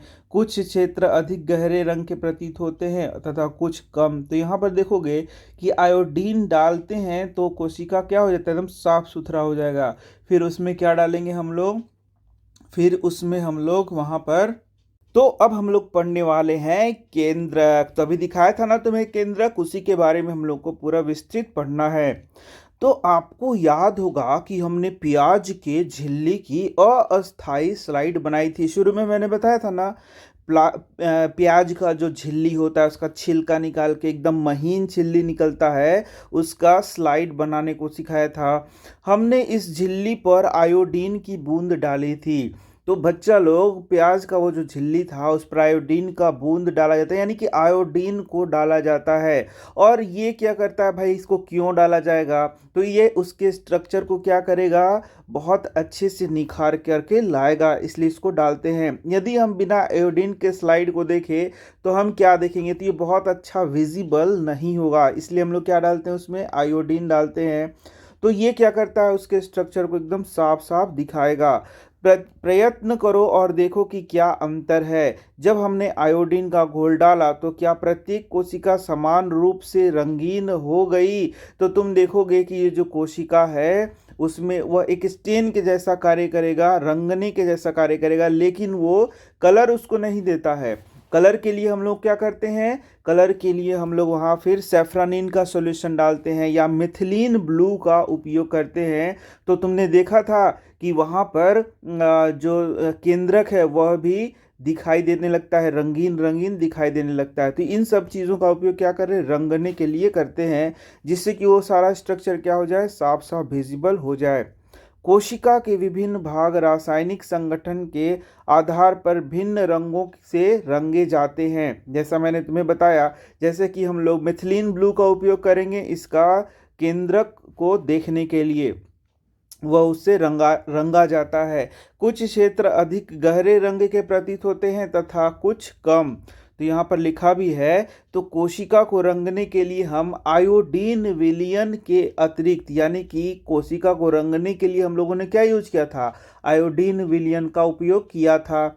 और साथ ही साथ अब देखो यहाँ पर लिखा भी हुआ है, सेफ्रानिन और मिथिलीन ब्लू का भी उपयोग करते हैं। तो ये देखो सब यहाँ स्पष्ट लिखा हुआ है, यहाँ कोई टेंशन लेने का बात नहीं है। तो इसको याद कर लेना कि कोशिका को रंगने के लिए क्या यूज़ करते हैं, आयोडीन विलयन, और उसके साथ साथ क्या यूज़ करते हैं, सेफ्रानिन, मेथिलीन ब्लू। तो इस प्रकार से हमने प्याज की कोशिका को देखा है। आओ हम अपने शरीर से ली गई कोशिकाओं को देखें। तो यहाँ पर जो चिक सेल होता है, जैसे गाल है, गाल के अंदर जैसे जहाँ दांत है तुम्हारा, दांत के बगल में जो गाल है अंदर का भाग, वहीं पर जो सेल होता है उसी को बोलते हैं चिक सेल। ठीक है, तो उसको भी हम लोग स्लाइड बना करके क्या कर सकते हैं, देख सकते हैं। उसमें मिथिलीन ब्लू से उसको रंग सकते हैं और उसकी कोशिका को हम लोग क्या कर सकते हैं, देख सकते हैं। केंद्रक के चारों ओर दोहरे परत का एक अस्तर होता है जिसे केंद्रक झिल्ली कहते हैं। अब देखो केंद्रक के बारे में हम लोग यहाँ पढ़ना शुरू कर देंगे। तो देखो यही है तुम्हारा केंद्रक। कोशिका में क्या होगा, केंद्रक। और ये जो केंद्रक में सबसे पहला चीज पढ़ना है वह है तुम्हारा केंद्रक झिल्ली। सबसे पहला क्या पढ़ना है, केंद्रक झिल्ली। तो देखोगे ये जो केंद्रक है इसके चारों ओर दोहरा दोहरा लेयर वाला, दोहरा परत वाला एक झिल्ली होता है जिसे क्या कहते हैं बच्चा लोग, केंद्रक झिल्ली कहते हैं। अब ये केंद्रक झिल्ली में छोटे छोटे छिद्र होते हैं और इन छिद्रों को हम लोग क्या बोलेंगे, यहाँ न्यूक्लियोपोर बोलते हैं इंग्लिश में, न्यूक्लियोपोर। यानी कि केंद्रक में वो जो छिद्र है उसका नाम क्या है, न्यूक्लियोपोर है। केंद्रक के अंदर का कोशिका द्रव्य केंद्रक के बाहर जा पाता है। कोशिका द्रव्य के विषय में हम लोग आगे पढ़ने वाले हैं। तो देखो अब केंद्रक से कुछ पदार्थ बाहर जाएगा, कुछ पदार्थ अंदर जाएगा, तो वो कैसे हो रहा है, केंद्रक छिद्रों के द्वारा हो रहा है। अब देखो तो पहला हम लोगों ने क्या देखा, केंद्रक झिल्ली पढ़ लिया। अब केंद्रक झिल्ली के बाद इसमें हम लोग को पढ़ना है क्रोमोसोम। दूसरा नंबर क्या पढ़ लेना है, क्रोमोसोम। तो केंद्रक में ही क्रोमोसोम भी पाया जाता है। ये देखो ये हो गया मान लो कोशिका, तो कोशिका में हो गया केंद्रक, और केंद्रक में ही इस तरीके से क्रोमोसोम पाया जाता है। देखो यही पाया जाता है क्रोमोसोम। और बच्चा लोग ये क्रोमोसोम का जो संख्या होता है वह अलग अलग जीवों में एकदम निश्चित होता है। जैसे यदि मनुष्य की बात करें हम लोग, मनुष्य में यह क्रोमोसोम का संख्या कितना है, 46। जैसे हम लोग अपने शरीर में कहीं से भी स्पर्म को छोड़ करके या ओवम को छोड़ करके यदि यहाँ क्रोमोसोम को देखें तो 46 क्रोमोसोम देखने को मिलेंगे। ठीक इसी तरीके से यदि तुम मटर के पौधे में देखना चाहो तो उसमें कितना मिलेगा, 14 मिलेगा। बिल्ली में देखना चाहो तो उसमें क्या मिलेगा, 38 मिलेगा। इस तरीके से अलग अलग प्राणियों में क्रोमोसोम का संख्या क्या होता है, अलग अलग होता है, जिसको तुम याद भी कर सकते हो। बिल्कुल जी, समझ में आ गया। तो यही क्रोमोसोम पाया जाता है। अब इस क्रोमोसोम में, यह क्रोमोसोम किस चीज़ से बना होता है, डीएनए से बना होता है। और इसमें प्रोटीन भी, PROTEIN, प्रोटीन, ये दोनों चीज से मिलकर के ये क्रोमोसोम बनता है। तो यहाँ देखो केंद्रक में क्रोमोसोम होते हैं जो कोशिका विभाजन के समय छड़ाकार दिखाई पड़ते हैं। अब ध्यान से देखो, कोशिका विभाजन वर्ड आया, इसका मतलब क्या हो गया, जो शुरू में देखा था कि एक कोशिका है, यही कोशिका विभाजित होता है और 2 कोशिकाओं का या फिर 4 कोशिकाओं का, जैसे जैसा कोशिका विभाजन का प्रकार होगा उस तरीके से ये बंट जाता है। इसी को कहते हैं कोशिका विभाजन। क्रोमोसोम में अनुवांशिक गुण होते हैं जो माता पिता से डीएनए यानी डीऑक्सी राइबो न्यूक्लिक अम्ल अणु के रूप में अगली संतान में जाते हैं। तो देखा तुमने, मैंने क्या बताया, क्रोमोसोम में क्या रहता है, डीएनए, और वह प्रोटीन से मिलकर के बना होता है। तो प्रोटीन तो हटा दो, इससे काम नहीं है। तो क्रोमोसोम किससे बना है, डीएनए से। अब यही जो है माता पिता के गुण को उसके संतान में ले जाएगा। जैसे मान लो स्पर्म है, ओवम है, इसी से ना बच्चा बनता है। तो इसमें क्या रहता है, इसमें क्रोमोसोम रहेगा और क्रोमोसोम में डीएनए रहेगा। तो जब माता पिता से उसका बच्चा बनेगा तो उस बच्चे में इस डीएनए के द्वारा उसका गुण आ जाएगा। इसका मतलब कुत्ता का बच्चा कुत्ता, बंदर का बच्चा बंदर, मनुष्य का बच्चा मनुष्य, आम का पौधा आम। किसके कारण हो रहा है, डीएनए के कारण हो रहा है। तो यहाँ सब को याद करते जाओ, डीएनए का फुल फॉर्म क्या है, तो डीऑक्सी राइबो न्यूक्लिक अम्ल है। क्रोमोसोम डीएनए तथा प्रोटीन से बने होते हैं, याद कर लो। डीएनए अणु में कोशिका के निर्माण व संगठन की सभी आवश्यक सूचनाएं होती हैं। अब ये डीएनए क्या करता है? डीएनए जो है इसमें क्या होता है? कोडिंग होता है, जो कि नए कोशिका के निर्माण और प्रोटीन बनाता है, प्रोटीन को कोड करता है, यानी डिफरेंट प्रकार के प्रोटीन को यही बनाता है डीएनए। डीएनए के क्रियात्मक खंड को जीन कहते हैं। अब यहाँ से ये तो एकदम भैया क्वेश्चन वहाँ हो गया। ये देखो जी भैया, क्वेश्चन पूछेगा कि जीन किसे कहते हैं, तो तुम बोलना जो डीएनए का क्रियात्मक खंड है, जो फंक्शनल पार्ट होता है। जैसे मान लो ये डीएनए है, तो इसका जो फंक्शनल पार्ट है यहाँ पर, वही क्या हो गया? जीन होगा, जो कि कोई खास प्रकार के प्रोटीन को बनाता है, कोडिंग करता है। जो कोशिका विभाजित नहीं हो रही होती है, उसमें यह जो डीएनए है वह क्रोमैटिन पदार्थ के रूप में विद्यमान रहता है। ठीक है, क्रोमैटिन पदार्थ धागे की तरह की रचनाओं का एक जाल का पिंड होता है। तो देखो, जब कोशिका में विभाजन नहीं हो रहा है, तो ये जब केंद्रक देखोगे तो केंद्रक में इस तरीके से धागे नुमा रचना का जाल होगा, और यही क्या है? क्रोमैटिन पदार्थ होता है।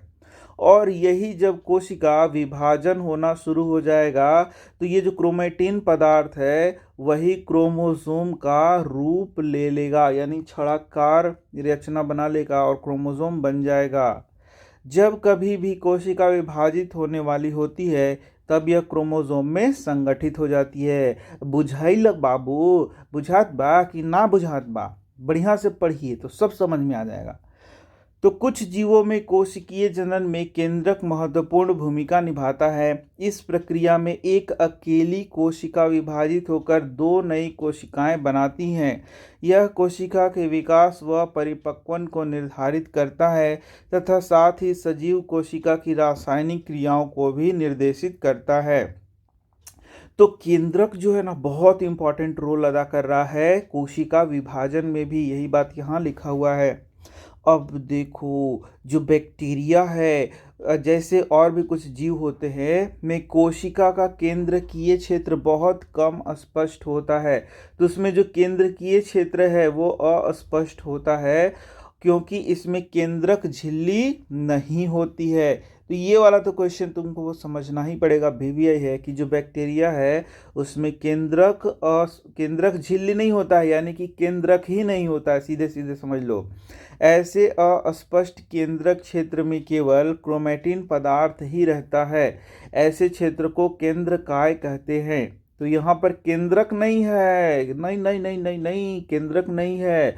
हमारे शरीर में है केंद्रक, बिल्कुल हमारे शरीर का कोशिका में केंद्रक है, लेकिन बैक्टीरिया में और नील हरित शैवाल, दो नाम याद रखो जिसमें केंद्रक नहीं है। उसमें क्या होता है? उसमें होता है केंद्रकाय। ऐसे जीव जिसकी कोशिकाओं में केंद्रक झिल्ली नहीं होती है, उन्हें प्रोकैरियोट कहते हैं। VVI है, VVI। तो प्रोकैरियोट और यूकैरियोट तुम्हें याद रखना है।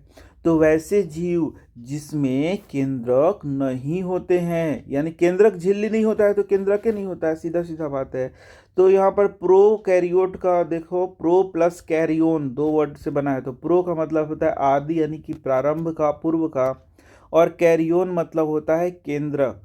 तो कैरियोट मतलब कैरियोन, कैरियोन शब्द का मतलब होता है केंद्रक, यानी कि जिसमें प्राचीन जैसा, पूर्व के जैसा, आदि के जैसा केंद्रक हो, मतलब विकसित केंद्रक नहीं है, उसको कहते हैं प्रोकैरियोट। और उदाहरण क्या हो गया? उदाहरण हो गया तुम्हारा बैक्टीरिया या ब्लू ग्रीन एल्गी, दो को याद रखना। जिन जीवों की कोशिकाओं में केंद्रक झिल्ली होती है उन्हें क्या बोलते हैं? यूकैरियोटिक। यानी कि हम लोग कैसे प्राणी हैं? यूकैरियोटिक हैं, जिसमें केंद्रक भी होगा और साथ साथ क्या होगा? उसमें तुम्हारा केंद्रक झिल्ली भी होगा, सब होगा, विकसित केंद्रक होगा। अब देखो, प्रोकैरियोटिक कोशिकाओं में और भी अन्य अधिकांश द्रव्य अंगक नहीं होते हैं, जो कि यूकैरियोटिक कोशिकाओं में होते हैं। तो जैसे प्रोकैरियोटिक कोशिका है, उसमें तुम्हारा माइटोकॉन्ड्रिया क्या होगा? नहीं होगा। ठीक इसी तरीके से गोल्जी अपरेटस क्या होगा? नहीं होगा। और भी बहुत सारे कोशिका अंगक इसमें नहीं होते हैं, जबकि यूकैरियोटिक कोशिकाओं में कोशिका अंगक पाए जाते हैं। ऐसे अंगकों के अनेक कार्य भी कोशिका द्रव्य के असंगठित भागों द्वारा ही किए जाते हैं। प्रकाश संश्लेषी बैक्टीरिया में क्लोरोफिल झिल्लीदार पुटिका में होता है, यानी इसमें क्लोरोप्लास्ट भी नहीं होता है। क्लोरोप्लास्ट किस में पाया जाएगा? यूकैरियोटिक कोशिकाओं में पाया जाएगा। लेकिन प्रोकैरियोटिक कोशिकाओं में, जैसे कि ब्लू ग्रीन एल्गी हो गया वगैरह में, क्लोरोफिल झिल्लीदार पुटिका पाया जाएगा, जिसमें प्रकाश संश्लेषण होगा के साथ होता है। जबकि यूकैरियोटिक कोशिकाओं में क्लोरोफिल प्लास्टिड में पाया जाता है, जिसे कहते हैं क्लोरोप्लास्ट। देखा तुमने कितने जरूरी बातें यहाँ पर लिखी गई हैं। कोशिका में एक बड़ा क्षेत्र दिखा जो कोशिका झिल्ली से घिरा हुआ था। इस क्षेत्र में बहुत हल्का धब्बा था। इसे कोशिका द्रव्य कहते हैं। तो ठीक है, अब ये समझ लो, ये हो गया कोशिका, इसमें हो गया केंद्रक। ठीक है, एक सेकेंड यहाँ पर थोड़ा सा, अरे सॉरी, ये कोशिका द्रव्य पढ़ाने लगा। तो चलो इसको कोशिका द्रव्य पढ़ेंगे। पहले तो हम लोग पढ़ लेते हैं।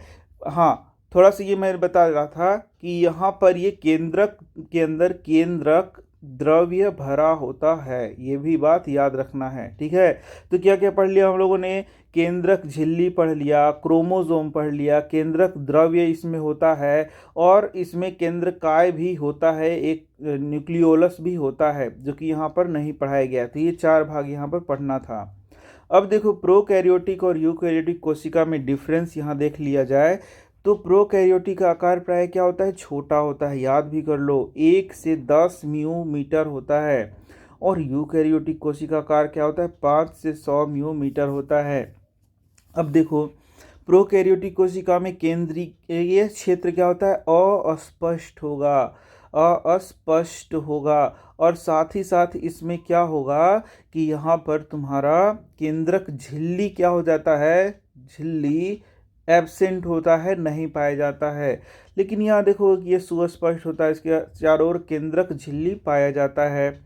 इसको क्या बोलते हैं, जरा सा बताओ? तो यहाँ भी तुरंत मैंने बताया था, इसको हम लोग बोलते हैं केंद्रकाय। क्या बोलते हैं? केंद्रकाय। तो इसको यहाँ पर भर सकते हो। इसमें एक क्रोमोसोम पाया जाएगा, इसमें एक से अधिक क्रोमोसोम पाया जाएगा।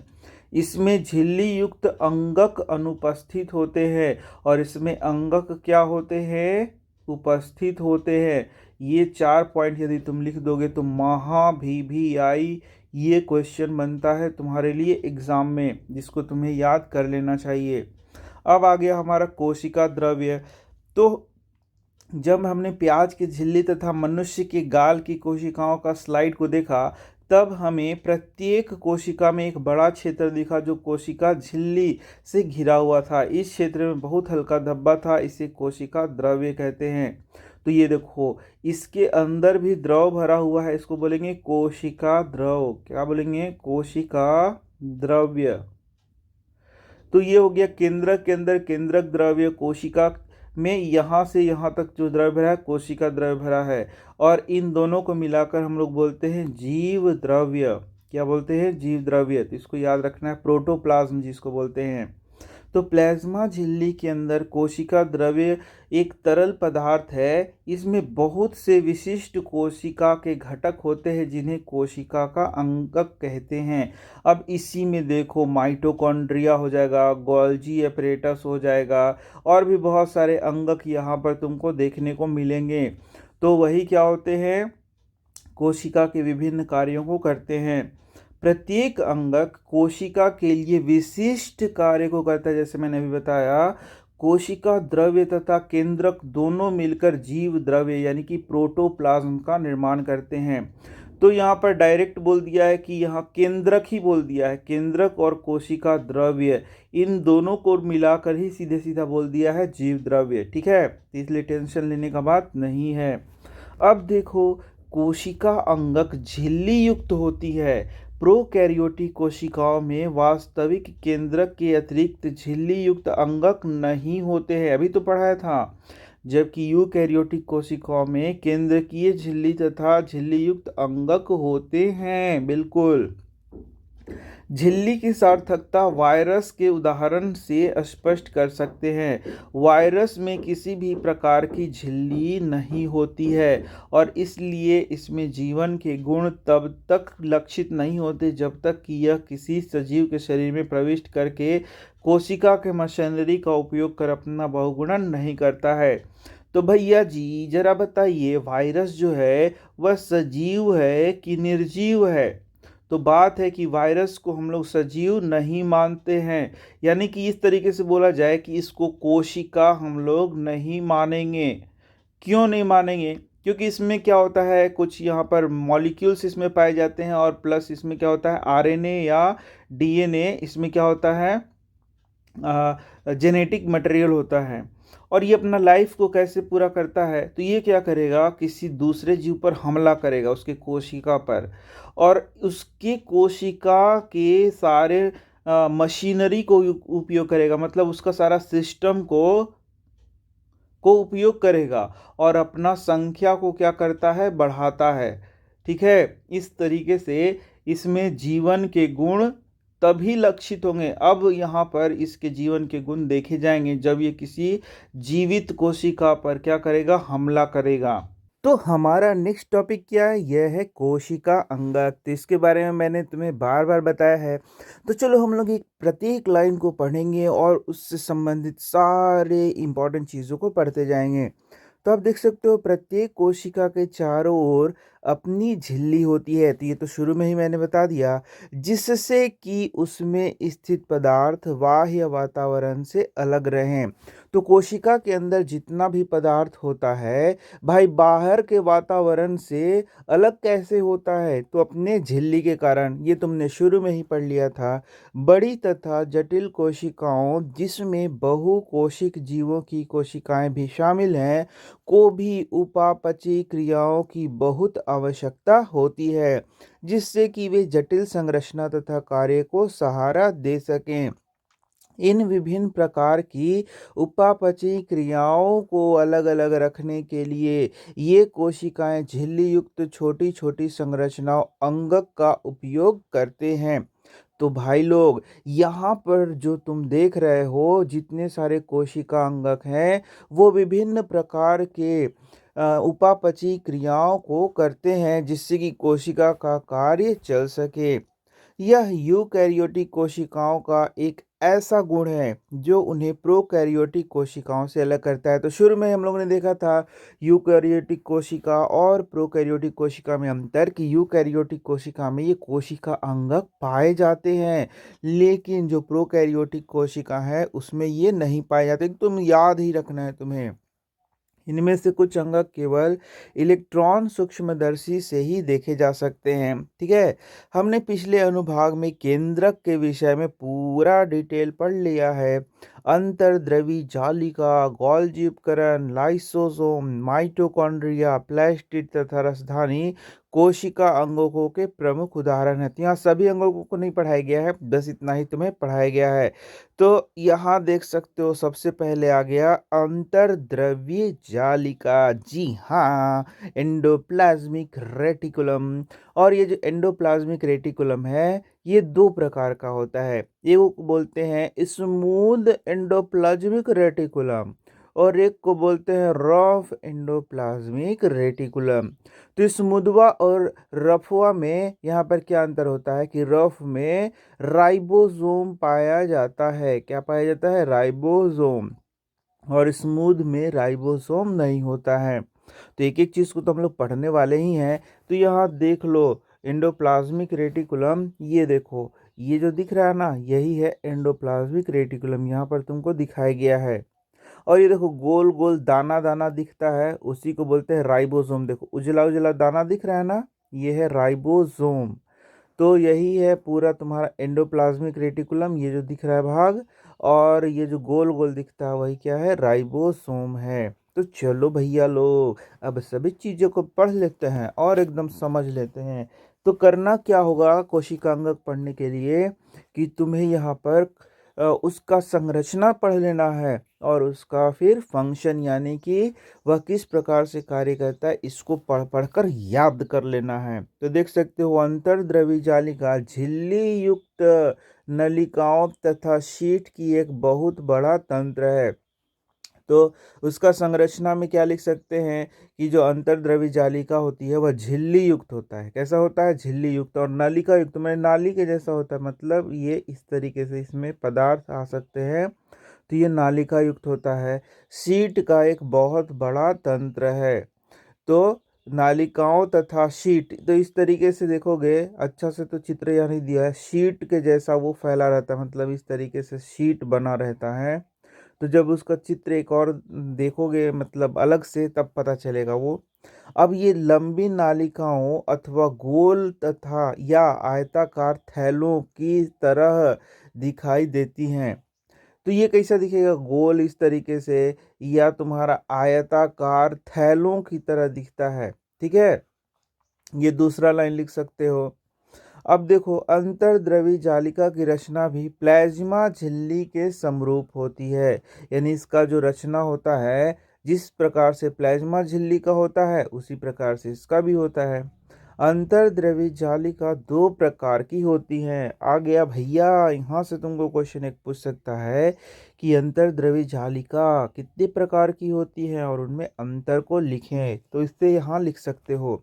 अब पहला क्या है? खुरदुरी अंतर्द्रवी जालिका, जिसको बोलते हैं रफ एंडोप्लाज्मिक रेटिकुलम, जिसमें क्या होता है? राइबोसोम होता है, अभी तो पढ़ाया राइबोसोम। और तुमको पता है इस राइबोसोम में क्या होता है? प्रोटीन बनता है।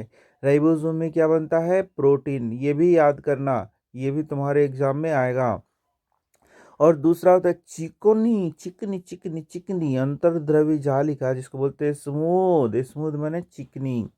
आर्या यानी कि रफ एंडोप्लाज्मिक रेटिकुलम सूक्ष्मदर्शी देखने पर खुरदुरी दिखाई पड़ती है। क्यों दिखाई देती है भैया? क्योंकि इसमें राइबोसोम लगे होते हैं। राइबोसोम पर प्रोटीन संश्लेषण होता है। तो एकदम याद करो, देखो हर एक लाइन से यहाँ क्या हो रहा है? क्वेश्चन हो रहा है। अब देखोगे कि आर तैयार प्रोटीन को आवश्यकता अनुसार ईआर के द्वारा यानी एंडोप्लाज्मिक रेटिकुलम के द्वारा कोशिका के अन्य भागों में भेज देता है। एसईआर वसा अथवा ये देखो अभी ये स्मूथ एंडोप्लाज्मिक रेटिकुलम के बारे में बता रहा है। ये भी क्वेश्चन भी आता है तुम्हारा। वसा अथवा जो लिपिड है उसका क्या करता है? अणुओं को बनाने में सहायता होता है। तो बताओ आर ई आर में क्या? प्रोटीन। और एस ई आर इसमें क्या होगा तुम्हारा? वसा। और वसा और क्या होगा तुम्हारा? जी हाँ, वसा और तुम्हारा यहाँ पर जो देख लो यहाँ पर लिपिड है, ये देखो लिपिड, ये देखो वसा अथवा लिपिड। लिपिड, ठीक है। इसका यहाँ पर क्या होगा? सिंथेसिस होगा, बनेगा। बनने को ही सिंथेसिस कहते हैं। यह कोशिकीय क्रिया के लिए बहुत महत्वपूर्ण है। अब प्रोटीन का बनना या फिर तुम्हारा वसा और लिपिड का बनना बहुत जरूरी है। कुछ प्रोटीन तथा वसा कोशिका झिल्ली के बनाने में सहायक होते हैं। अब इस प्रक्रिया को झिल्ली जीवात लिखा है, जनन कहते हैं। ठीक है। कुछ अन्य प्रोटीन तथा वसा एंजाइम एवं हार्मोन का कार्य करते हैं की भांति कार्य करते हैं। यद्यपि विभिन्न कोशिकाओं में ईआर भिन्न रूपों में दिखाई देती है, परंतु सदैव एक जालिका तंत्र का निर्माण करती हैं। तो ये जो एंडोप्लाज्मिक रेटिकुलम है वह एक जालिका तंत्र का निर्माण करता है। ठीक है, मतलब यदि ये कोशिका है तो ये कोशिका के पूरा चारों ओर एक जालिका तंत्र का निर्माण करेगा जो इसको सपोर्ट भी देता है। ये देखो यही है एंडोप्लाज्मिक रेटिकुलम, जो कि क्या करेगा? इसको सपोर्ट भी देगा, मैकेनिकल सपोर्ट भी देता है। तो देखा तुमने, प्रोटीन है, वसा है, वह एंजाइम तथा हार्मोन के तरह कार्य करता है। अब एंजाइम क्या होता है? एंजाइम हमारे शरीर में विभिन्न प्रक्रियाओं जैसे कि भोजन को पचाने में, श्वसन में ये एंजाइम काम आता है। और हार्मोन क्या है? हार्मोन कुछ रसायन होते हैं जो हमारे शरीर में निकलते हैं या पौधों के शरीर में निकलते हैं, जो हमारे शरीर के विभिन्न कार्यों को करता है। ठीक है, तो चलो आगे बढ़ते हैं। इस प्रकार ईआर का कार्य, अब एंडोप्लाज्मिक रेटिकुलम का कार्य देखोगे तो रफ एंडोप्लाज्मिक रेटिकुलम और स्मूथ एंडोप्लाज्मिक रेटिकुलम दोनों का कार्य होगा, तो दोनों से क्वेश्चन पूछे जा सकते हैं। और सिर्फ ईआर का रहेगा तो दोनों के बारे में लिख दो। तो कोशिका द्रव के विभिन्न क्षेत्रों के मध्य अथवा कोशिका द्रव के विभिन्न क्षेत्रों तथा केंद्र के मध्य पदार्थ के परिवहन के लिए नालिका के रूप में कार्य करता है। तो ये हो गया पहला। यहाँ देखा, ये नालिका के भांति पूरे साइटोप्लाज्म में या पूरे कोशिका द्रव्य में इस तरीके से फैला हुआ है। तो इसमें क्या होता है? पदार्थों के ये आवागमन के लिए यानी परिवहन के लिए, आवागमन नहीं वर्ड यूज करके बोलेंगे, परिवहन के लिए, पदार्थों के परिवहन के लिए नलिका के रूप में कार्य करता है। इसको पहला लिख दोगे। और ईआर कोशिका के कुछ जैव रासायनिक क्रियाओं के लिए कोशिका द्रवी ढांचे का भी कार्य करता है। यानी कि दूसरा पॉइंट क्या है? ये एक ढांचे का कार्य करता है। एक वर्ग के जंतुओं जिन्हें, अच्छा, और इसके बाद तुम प्रोटीन बनाता है, लिपिड बनाता है, ये भी दो कार्य ऐड कर सकते हो। अब देखो, एक वर्ग के जंतु जिन्हें कशेरुकी कहते हैं के यकृत की कोशिकाओं में एसीआर विष तथा दवा को निराविषीकरण करने में महत्वपूर्ण भूमिका निभाता है। ये भी पॉइंट तुमको याद कर लेना है। तो क्या याद कर लेना है कि जो कशेरुकी जंतु होते हैं उसके यकृत में विष तथा दवा को ये क्या करता है? निराविषीकरण यानी कि उसके प्रभाव को खत्म करने में मदद करता है। तो ये भी लिख दोगे तो 5 पॉइंट हो गया कि नहीं हो गया? तो मैंने क्या बताया? पहले स्ट्रक्चर और उसके बाद फंक्शन। अब आ गया भैया गोल्जी उपकरण। तो देखो यही है गोल्जी उपकरण, यहाँ देख सकते हो गोल्जी उपकरण, ये देखो यही क्या है? गोल्जी उपकरण। तो गोल्जी उपकरण में भी देख सकते हो गोल गोल वेसिकल हो गया। और इस तरीके से गोल्जी उपकरण में ये देखो ये भी पुटिका हो गया। और ये एक दूसरे के ऊपर क्या रहता है? इस तरीके से स्टॉक्ड होता है। ठीक है, और ये देखो वेसिकल्स इसको कहते हैं, है ना। तो यहाँ देखो गोल्जी उपकरण का सबसे पहले विवरण कैमिलो गोल्जी ने दिया था। तो ये याद रख लेना पहला पॉइंट। किनका विवरण किसने दिया? कैमिलो गोल्जी ने दिया।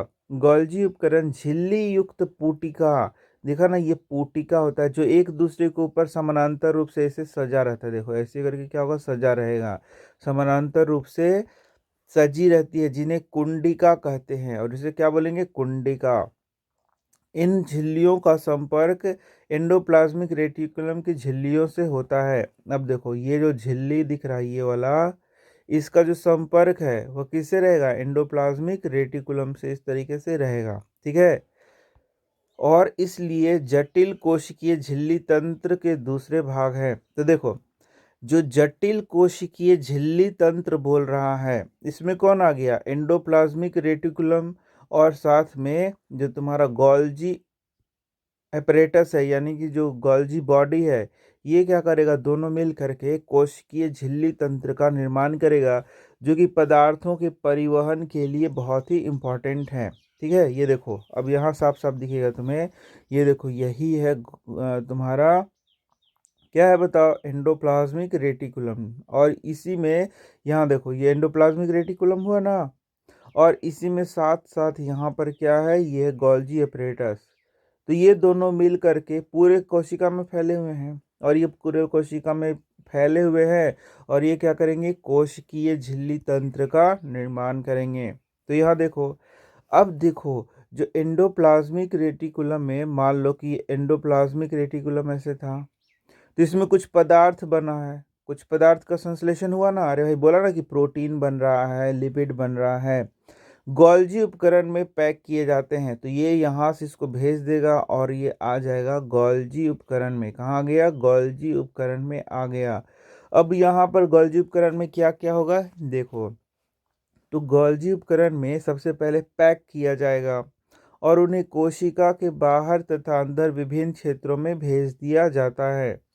इस कार्य में शामिल है, क्या क्या शामिल है, देखो पुटिका में, यानी ये जो पुटिका दिख रहा है इसमें क्या होगा, पदार्थों का संचयन, यानी इसमें पदार्थ संचय रह सकते हैं। रूपांतरण, रूपांतरण का मतलब है कि इन पदार्थ का स्वरूप थोड़ा सा बदल दिया जाता है। तथा बंद करना, उसको पैक करके और उसको क्या किया जाएगा, जहां जहां भेजना है उसको वहां वहां भेज देगा। जैसे मान लो ये कोशिका है इस तरीके से, तो यहाँ ये पदार्थ आया, कहाँ से आया, तो ये आया तुम्हारा यहाँ पर से बन करके। कहाँ पर से बन करके आया, तो एंडोप्लाज्मिक रेटिकुलम से बन के आया। तो इसमें गोल्जी में आया, तो ये इसको संचय करता है या फिर क्या करता है, इसको रूपांतरित करता है, माने बदलेगा और उसको पैक करके इसको इस तरीके से वेसिकल में डालेगा। और मान लो कोशिका के बाहर इसको जाना है तो इसको बाहर भेज देगा। यही सब इसका क्या है, फंक्शन है, यानी कि कार्य है। कुछ परिस्थिति में गोल्जी उपकरण में सामान्य शक्कर से जटिल शक्कर बनता है। तो रूपांतरण हुआ कि नहीं हुआ, सामान्य शक्कर था उससे जटिल शक्कर बन रहा है तो रूपांतरण हुआ, यह भी एक पॉइंट लिख सकते हो। गोल्जी उपकरण के द्वारा लाइसोसोम को भी बनाया जाता है, तो यह भी एक पॉइंट लिख सकते हो। तो 1 2 3 इस तरीके से ये सब क्या हो गया, फंक्शन हो गया गोल्जी उपकरण का। तो लाइसोसोम क्या है, ये देखो यहाँ लिखा ही हुआ है। तो लाइसोसोम से एकदम भी आई क्वेश्चन आएगा ही आएगा, एकदम याद रखो, नहीं आने का कोई बात ही नहीं है। तो देखो लाइसोसोम क्या है, तो लाइसोसोम कोशिका का अपशिष्ट निपटाने वाला तंत्र है। भी आई क्वेश्चन, लाइसोसोम से एकदम भी आई क्वेश्चन बनेगा ही बनेगा। तो देखो यही है केंद्रक और इसमें लाइसोसोम ऐसे गोल गोल तुम देख सकते हो। और ये जो लाइसोसोम है यह अपशिष्ट निपटाने वाला तंत्र है। तो भाई कैसे है, इस लाइसोसोम में क्या रहता है, कैसे इसको अपशिष्ट निपटाने वाला तंत्र, अपशिष्ट मतलब कि यहाँ कोशिका में जो व्यर्थ पदार्थ है, बेकार पदार्थ है, बेकार पदार्थ जिसका इसका कोई जरूरी नहीं है, या जो पदार्थ इसको हानि पहुंचा सकता है उसी को क्या कह रहे हैं हम लोग, अपशिष्ट पदार्थ कह रहे हैं। तो लाइसोसोम बाहरी पदार्थ के कोशिका अंगकों के टूटे फूटे भागों को पाचित करके कोशिका को साफ करते हैं। तो बाहरी पदार्थ के कोशिका अंगकों के टूटे फूटे भागों को पाचित करके कोशिका को साफ करने का काम करेगा, इसीलिए इसको क्या कहेंगे, अपशिष्ट निपटाने वाला तंत्र कहेंगे। जैसे मान लो कोई कोशिका अंग टूट फूट गया है तो उसको क्या करेगा, एक्चुअल में लाइसोसोम में एंजाइम होता है जो कि क्या करेगा, जब कोशिका का अंगक टूट फूट जाएगा तो उसको धर के पचा देगा। या मान लो कोई बाहर का इन्वेडर आ गया, बाहर का कोई बैक्टीरिया आ गया, बाहर से कुछ हानिकारक पदार्थ आ गया, तो भी लाइसोसोम क्या करेगा, उसको पचाने का काम करता है। अच्छा, कभी कभी क्या होता है कि जब कोशिका टूट फूट जाता है तो लाइसोसोम स्वयं ही फट जाएगा और उसका जो रसायन है जिसे हम लोग बोल रहे हैं, क्या बोल रहे हैं बताओ, उसे हम लोग बोलते हैं एंजाइम। वह रसायन क्या है, एंजाइम है, जो कि इस पूरे कोशिका ही को पाचित कर लेता है। इसलिए इसे लाइसोसोम को हम लोग क्या कहते हैं, आत्महत्या की थैली के नाम से भी जानते हैं। जो आगे लिखा हुआ है मैं बता रहा हूँ। तो कोशिका के अंदर आने वाले बाहरी पदार्थ जैसे बैक्टीरिया अथवा भोजन तथा पुराने अंगक को लाइसोसोम क्या करेगा, छोटे छोटे टुकड़ों में तोड़ देगा और उनको, लाइसोसोम में बहुत शक्तिशाली पाचनकारी एंजाइम होते हैं जो सभी कार्बनिक पदार्थों को तोड़ सकने में क्या करते हैं, सक्षम होते हैं। कोशिकीय उपापचय, मेटाबॉलिज्म में व्यवधान के कारण जब कोशिका क्षतिग्रस्त या मृत हो जाती है तो लाइसोसोम फट जाता है और एंजाइम अपनी ही कोशिकाओं को पाचित कर देता है। इसीलिए लाइसोसोम को कोशिका की आत्महत्या की थैली भी कहते हैं। तो यही मैंने बताया था कि लाइसोसोम क्या करेगा, बहुत सारे काम को करेगा। यदि कोई पदार्थ बाहर से आ गया है जो कि खराब है कोशिका के लिए, उसको छोटे छोटे टुकड़ों में तोड़ देगा धर के और को एकदम मरोड़ देगा और उसको क्या कर देगा, पचा देगा, यही करेगा लाइसोसोम। और इसी तरीके से कोई बैक्टीरिया आया, रुक रुक तोरा बताता हूँ मैं, बैक्टीरिया आया घुसा है तोरा, मैं अभी बता देता हूँ। तो क्या करेगा, छोटे छोटे टुकड़ों में तोड़ देगा और उसको पचा देगा। और कभी कभी क्या होता है कि वो फट कर पूरे कोशिका को ही क्या कर लेता है, पाचित कर देता है, ठीक है। और इसीलिए उसको क्या कहते हैं, आत्मघाती थैली भी कहते हैं। ये क्वेश्चन तुमको आएगा कि भाई ये बताइए कि लाइसोसोमुआ को आत्मघाती थैली काहे कहते हैं, तो बता देना कि कभी कभी क्या होगा, ये फट जाएगा और इसका इंजन पूरा कोशिकावे का पचा देगा, इसलिए इसको क्या कहते हैं, आत्मघाती थैली कहते हैं। अब तुमको एक प्रॉब्लम आ जाएगा, तुमको राइबोसोम और लाइसोसोम में एग्जाम में का कंफ्यूज आ जाओगे कि भैया राइबोसोम था कि लाइसोसोम था। तो याद रखना वो लाश बना देगा, ऐसे याद करना, लाश बना देगा। तो जैसे ही लाश मैंने क्या होगा, मार देगा, तो तुमको याद आएगा अरे लाइसोसोमा है, उसी को आत्मघाती थैली कहते हैं। तो संरचनात्मक दृष्टि से लाइसोसोम में झिल्ली से घिरी हुई संरचना होती है जिनमें पाचक एंजाइम होते हैं। आर इन एंजाइमों को बनाते हैं। अब हम लोग चलो आगे देखते हैं।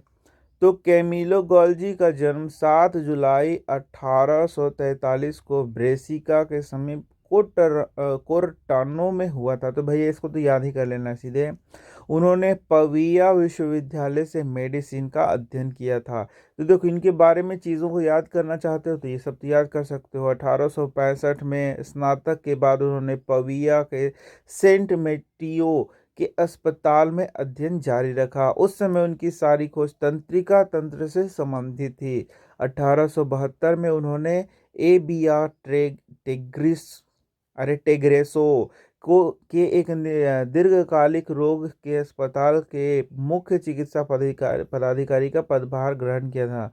ये सब यही सब लिखा हुआ है, तुम खुद से भी पढ़ सकते हो। उन्होंने सबसे पहले अपनी खोज की इस अस्पताल के किचन में तंत्रिका तंत्र पर की। उन्होंने इस छोटी सी किचन को प्रयोगशाला बना लिया था। उनका सबसे महत्वपूर्ण कार्य यह था कि उन्होंने अकेली तंत्रिका तथा कोशिका संरचनाओं को अभिरंगित करने की क्रांतिकारी विधि प्रदान की।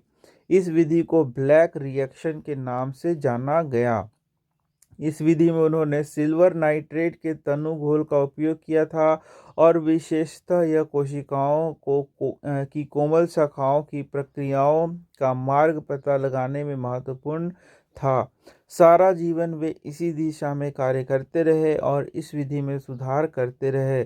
तो भाई यहाँ पर देखोगे कि इनका नाम एक और चीज़ के लिए आता है, वह क्या होता है, ब्लैक रिएक्शन। और उन्होंने क्या किया था, सिल्वर नाइट्रेट का इसमें क्या किया था, तनु घोल का उपयोग किया था।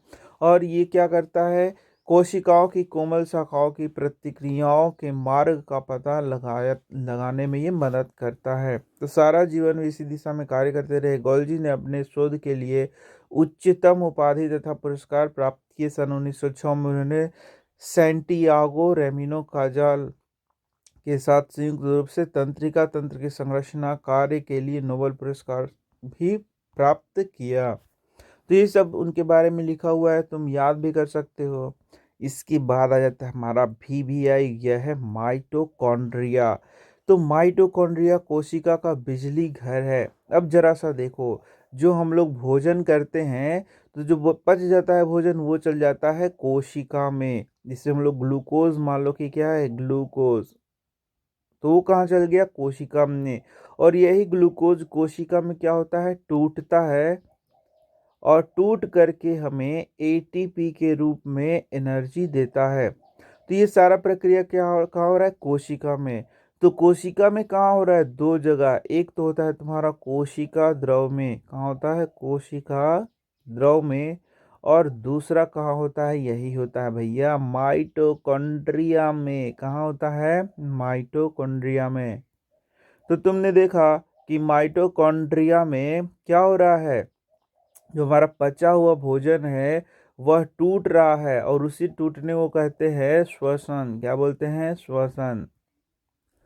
तो भाई जो माइटोकॉन्ड्रिया में ग्लूकोज टूट रहा है और टूटने के बाद हमें एटीपी के रूप में क्या मिल रही है, ऊर्जा मिल रही है। तो जरा सा आप बताइए कि ऊर्जा कहाँ मिल रही है। तो भाई लोग माइटोकॉन्ड्रिया में ये ऊर्जा का निर्माण हो रहा है, इसीलिए इसको क्या बोलते हैं हम लोग, बिजली घर बोलते हैं। तो ये भी क्वेश्चन यहीं से आएगा, बोलेगा कोशिका का ऊर्जा गृह या बिजली घर कौन है, तो उत्तर देना माइटोकॉन्ड्रिया है। तो नया क्वेश्चन पूछेगा कि बताइए माइटोकॉन्ड्रिया को कोशिका का ऊर्जा गृह क्यों कहते हैं, तो तुम बोलना कि जो माइटोकॉन्ड्रिया है वहीं पर कोशिकीय श्वसन के दौरान एटीपी के रूप में ऊर्जा मुक्त होती है, इसलिए उसे हम लोग क्या बोलते हैं, कोशिका का ऊर्जा गृह कहते हैं। ठीक है। अब देखो तो यहाँ लिखा है जीवन के लिए आवश्यक विभिन्न रासायनिक क्रियाओं को करने के लिए माइटोकॉन्ड्रिया एटीपी यानी एडिनोसिन ट्राइफॉस्फेट, ये भी क्वेश्चन है, रूप में ऊर्जा प्रदान करता है। एटीपी कोशिका की ऊर्जा है। शरीर नए रासायनिक यौगिकों को बनाने तथा यांत्रिक कार्य शरीर नए रासायनिक यौगिकों को बनाने तथा यांत्रिक कार्य के लिए एटीपी में संचित ऊर्जा का उपयोग करता है। तो यहाँ से क्वेश्चन हो गया कि हमारा शरीर एटीपी के रूप में जो ऊर्जा संचित होती है उसका उपयोग करता है। तो भैया क्यों करता है, तो शरीर में विभिन्न प्रकार के कार्यों को करने के लिए करता है। जैसे कि यहाँ दो दिया गया है कि शरीर नए रासायनिक यौगिक को बनाने के लिए क्या करेगा, एटीपी का यूज करेगा, या फिर यांत्रिक कार्य को करने के लिए क्या करेगा, एटीपी का यूज करेगा। इसको याद रखना। अब देखोगे माइटोकॉन्ड्रिया में दोहरी झिल्ली होती है। याद रखो, अब माइटोकॉन्ड्रिया का संरचना बता रहा है। तो जो माइटोकॉन्ड्रिया, ये देखो, ये बाहरी झिल्ली हो गया और ये क्या हो गया, भीतरी झिल्ली हो गया। ये देखो यही हो गया माइटोकॉन्ड्रिया। तो एक बाहर का झिल्ली और एक भीतर का झिल्ली, दो झिल्ली होता है। बाहरी झिल्ली छिद्रित होती है, ये वाला छिद्रित होगा, ठीक बात है। भीतरी झिल्ली बहुत अधिक वलित होती है। देखो ये जो भीतरी झिल्ली इसी को दिखा रहा है, वो वलित है। ये देखो ऐसे टेढ़ा मेढ़ा इस तरीके से रहेगा, इसी को बोलेंगे वलित है। ठीक है। और ये वाला एटीपी बनाने वाली रासायनिक क्रियाओं के लिए बड़ा क्षेत्र बनाते हैं, और इसी में क्या होता है, एटीपी का निर्माण होता है इसी क्षेत्र के अंदर, है ना। तो वो आगे क्लासेस में बड़ा पढ़ोगे, लेकिन 3-4 लाइन तो तुम्हें याद करना होगा। एक है, दो है, तीन है, 3 लाइन लिख दो, बात खत्म। लेकिन अब यहाँ बहुत अच्छा सा एक क्वेश्चन आता है, तुमको याद रखना है कि जो माइटोकॉन्ड्रिया है बहुत अद्भुत अंगक है, क्योंकि इसमें उसका अपना डीएनए और राइबोसोम होता है, जिसके कारण वो प्रोटीन बना सके। तो बच्चा लोग याद रखो, तुम आगे पढ़ोगे कि जो प्रोटीन है उसके लिए कोडिंग कौन करता है, डीएनए कोडिंग करता है, और उसको बनाने में मदद कौन करता है, राइबोसोम उसको बनाने में मदद करता है। तो डीएनए, आरएनए, राइबोसोम सब मिल करके प्रोटीन का निर्माण करते हैं। हालांकि अभी तुमको पूछे कि राइबोसोम का कार्य क्या है, तो बोलना प्रोटीन निर्माण के लिए इसका फंक्शन है। अब आ गया प्लास्टिड। तो प्लास्टिड केवल पादप कोशिकाओं में स्थित होते हैं, इसको याद रखना। तो पादप और जंतु कोशिका में जब अंतर आता है तो उसमें ये बहुत इंपॉर्टेंट अंतर है कि जो पादप कोशिका है उसमें प्लास्टिड होता है, और जो जंतु कोशिका में है उसमें प्लास्टिड नहीं होता। अब देखो प्लास्टिड दो प्रकार का होता है, एक होता है क्रोमोप्लास्ट जिसको बोलते हैं रंगीन प्लास्टिड, और दूसरा होता है ल्यूकोप्लास्ट जिसको बोलते हैं रंगहीन प्लास्टिड या श्वेत प्लास्टिड। तो यहाँ पर अब क्रोमोप्लास्ट है, क्रोमोप्लास्ट और ल्यूकोप्लास्ट। तो कई जगह 3 भागों में भी देता है तुमको, क्रोमोप्लास्ट, क्लोरोप्लास्ट, ल्यूकोप्लास्ट। लेकिन यहाँ पर क्रोमोप्लास्ट के अंतर्गत ही क्लोरोप्लास्ट को रखा गया है। ठीक है। तो यहाँ से अब क्वेश्चन आएगा कि वैसा प्लास्टिड का नाम बताइए जिसमें क्लोरोफिल वर्णक होता है। तो इसका आंसर है क्लोरोप्लास्ट। तो क्लोरोप्लास्ट क्या होता है, हरा प्लास्टिड होता है, यानी कि रंगीन प्लास्टिड होता है। पौधों में क्लोरोप्लास्ट प्रकाश संश्लेषण के लिए बहुत आवश्यक है। और ये देखो क्लोरोप्लास्ट है, इसमें क्लोरोफिल होता है जो कि प्रकाश संश्लेषण की प्रक्रिया को पूर्ण कराता है। क्लोरोप्लास्ट में जो क्लोरोफिल है उसके अतिरिक्त विभिन्न पीले अथवा नारंगी रंग के वर्णक भी होते हैं। ठीक है, ये याद रखना। इसीलिए तो इसको हम लोग क्रोमोप्लास्ट के नाम से जानते हैं। अरे समझो जरा सा कि क्लोरोप्लास्ट भी क्रोमोप्लास्ट ही है, ठीक है। और जो नारंगी रंग का वर्णक उत्पन्न प्रेजेंट होगा, पीले रंग का वर्णक प्रेजेंट होगा, इसी कारण से तो वो रंगीन प्लास्टिड होगा, ठीक है ना। तो वो भी क्रोमोप्लास्ट के अंतर्गत आ जाएगा। अब बात करेंगे ल्यूकोप्लास्ट की, यहाँ से क्वेश्चन बनाएंगे। तो जो ल्यूकोप्लास्ट है वो कैसा प्लास्टिड है बताओ? यस, रंगहीन प्लास्टिड है। प्राथमिक रूप से अंगक है जिसमें स्टार्च, तेल तथा प्रोटीन जैसे पदार्थ संचित होते। तो यही से क्वेश्चन आता है कि बताइए ल्यूकोप्लास्ट में क्या क्या चीज संचित होता है। तो इसका उत्तर देना स्टार्च, तेल तथा प्रोटीन जैसे पदार्थ क्या होते हैं, संचित होते हैं। अब देखोगे प्लास्टिड की भीतर रचना में बहुत सी झिल्ली वाली परतें होती हैं जो स्ट्रोमा में स्थित होती हैं। अब प्लास्टिड का संरचना देखोगे तो पढ़ोगे इसका संरचना इस तरीके से देखोगे कि यहाँ पर तुम्हारा ग्रैनम होता है, फिर इसके अंदर ये स्ट्रोमा होता है, ठीक है। ये सब आगे पढ़ोगे। तो प्लास्टिड के भीतर रचना में बहुत सी झिल्ली वाली परतें होती हैं जो स्ट्रोमा में स्थित होती है। तो देखो यही है स्ट्रोमा, जिसमें ये झिल्ली वाली परतें उपस्थित होती हैं। इस तरीके से ये झिल्ली वाली परतें होती हैं, वो क्या होती हैं, उपस्थित होती हैं। अब देखोगे कि प्लास्टिड बाह्य रचना में माइटोकॉन्ड्रिया की तरह होता है। माइटोकॉन्ड्रिया की तरह ये क्या होता है, डबल लेयर होगा। ये कितना लेयर होगा, डबल लेयर का होगा बाह्य रचना में, और साथ ही साथ उसी के जैसा रचना वाला होगा। अब इसमें प्लास्टिड के काम में भी डीएनए तथा राइबोसोम होता है। इस तरीके से तुम्हारे पास आ गया माइटोकॉन्ड्रिया और प्लास्टिड, इन दोनों में अपना डीएनए होगा और साथ में साथ क्या होगा, राइबोसोम होगा। तो ये याद रखना, एकदम वीवीआई हो गया। और इसके बाद आ जाएगा तुम्हारा रसधानी। तो ये सब तो तुमने देखा है ना, ये देखो यही है रसधानी। यहाँ पर देखो क्या दिखाया है, रसधानी। तो ये जब चित्र में देखोगे तो ज़्यादा समझ में आएगा। ये देखो माइटोकॉन्ड्रिया को दिखाया है, ठीक है। तो यहाँ बोलोगे कि माइटोकॉन्ड्रियन लिखा हुआ है, तो एक के लिए माइटोकॉन्ड्रियन बोलेंगे और एक से ज़्यादा के लिए माइटोकॉन्ड्रिया का वर्ड यूज करते हैं। जैसे सिंगुलर प्लूरल होता है ना। यहाँ देखो राइबोसोम यहाँ पर दिखा दिया है तुम्हारा। फिर ये देखो यही हरित लवक है, क्लोरोप्लास्ट को दिखा दिया है, ठीक है। तो ये सब संरचना तुमको दिखेगा। तो ये पादप कोशिका को दिखाया जा रहा है, इसलिए यहाँ पर हरित लवक उपस्थित है। और ये पादप कोशिका ही है, इस कारण से यहाँ पर यही है रसधानी, जो कि क्या है, बहुत बड़ा रसधानी देखने को मिलेगा। जबकि जंतु कोशिका में एकदम छोटे छोटे रहता है रसधनिया, या तो नहीं भी रहता है। और लेकिन जो पादप कोशिका में देखो कितना बड़का रसधानी है, ये देखो दिख रहा है ना ये रसधानी। तो ये बात याद रखना। तो चलो हम लोग देख रहे हैं रसधानी के बारे में। रसधानियाँ ठोस अथवा तरल पदार्थों की संग्राहक थैलियाँ हैं। जंतु कोशिकाओं में रसधानियाँ एकदम छोटकी बुटकी बुटकी होती है, या फिर नहीं भी होती हैं, जबकि पादप कोशिकाओं में रसधानियाँ बहुत बड़ी होती हैं। कुछ पौधों की कोशिकाओं की केंद्रीय रसधानी की माप कोशिका के आयतन का 50% से 90% तक रसधनीय रसधनीय होता है, ठीक है। पादप कोशिकाओं की रसधानियों में कोशिका द्रव्य भरा रहता है। तो यहाँ से याद रखो कि पादप कोशिकाओं की रसधानी में क्या रहेगा, कोशिका द्रव्य भरा रहेगा। और ये कोशिकाओं की स्फीति तथा कठोरता प्रदान करता है। अब ये जो कोशिका है, या तो इसे पुचकल पुचकल रहेगा या तो मोटे मोटे रहेगा। तो ये मोटे मोटे कैसे रहेगा, कहे कि इसमें ये जो रसधानी है वही इसको स्फीति प्रदान करेगा, जिसके कारण वो एकदम फूला फूला रहेगा। पौधों के लिए आवश्यक बहुत से पदार्थ रसधानी में स्थित होते हैं। ये अमीनो अम्ल, शर्करा, विभिन्न कार्बनिक अम्ल तथा कुछ प्रोटीन हैं। तो यहाँ से क्वेश्चन पूछेगा कि भैया बताइए कि रसधनिया में का होता है। तो तुम बोल देना कि अरे भैया अमीनो अम्ल होता है, शर्करा होता है, कार्बनिक अम्ल होता है, कुछ प्रोटीन होता है, पानी होता है, ठीक है। यही सब चीज इसमें पाया जाता है। एक कोशिक जीवों जैसे अमीबा की खाद्य रसधानियों में उसके द्वारा उपभोग लाए गए खाद्य पदार्थ होते हैं।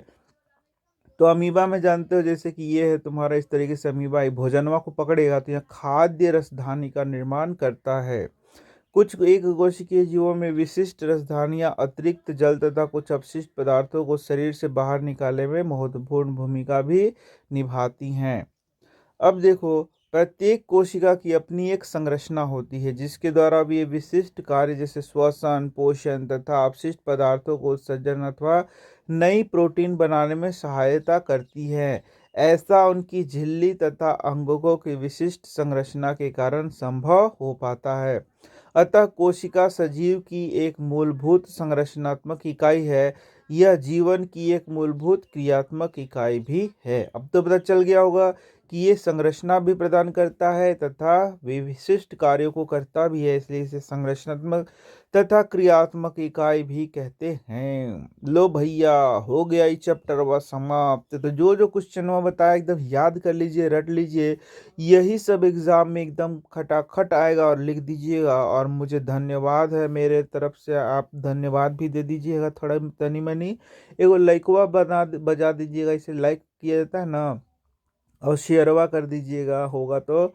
और फिर और क्या क्या पढ़ना है कमेंट में मार दीजिएगा, तो मैं और भी वीडियो बना दूंगा। धन्यवाद।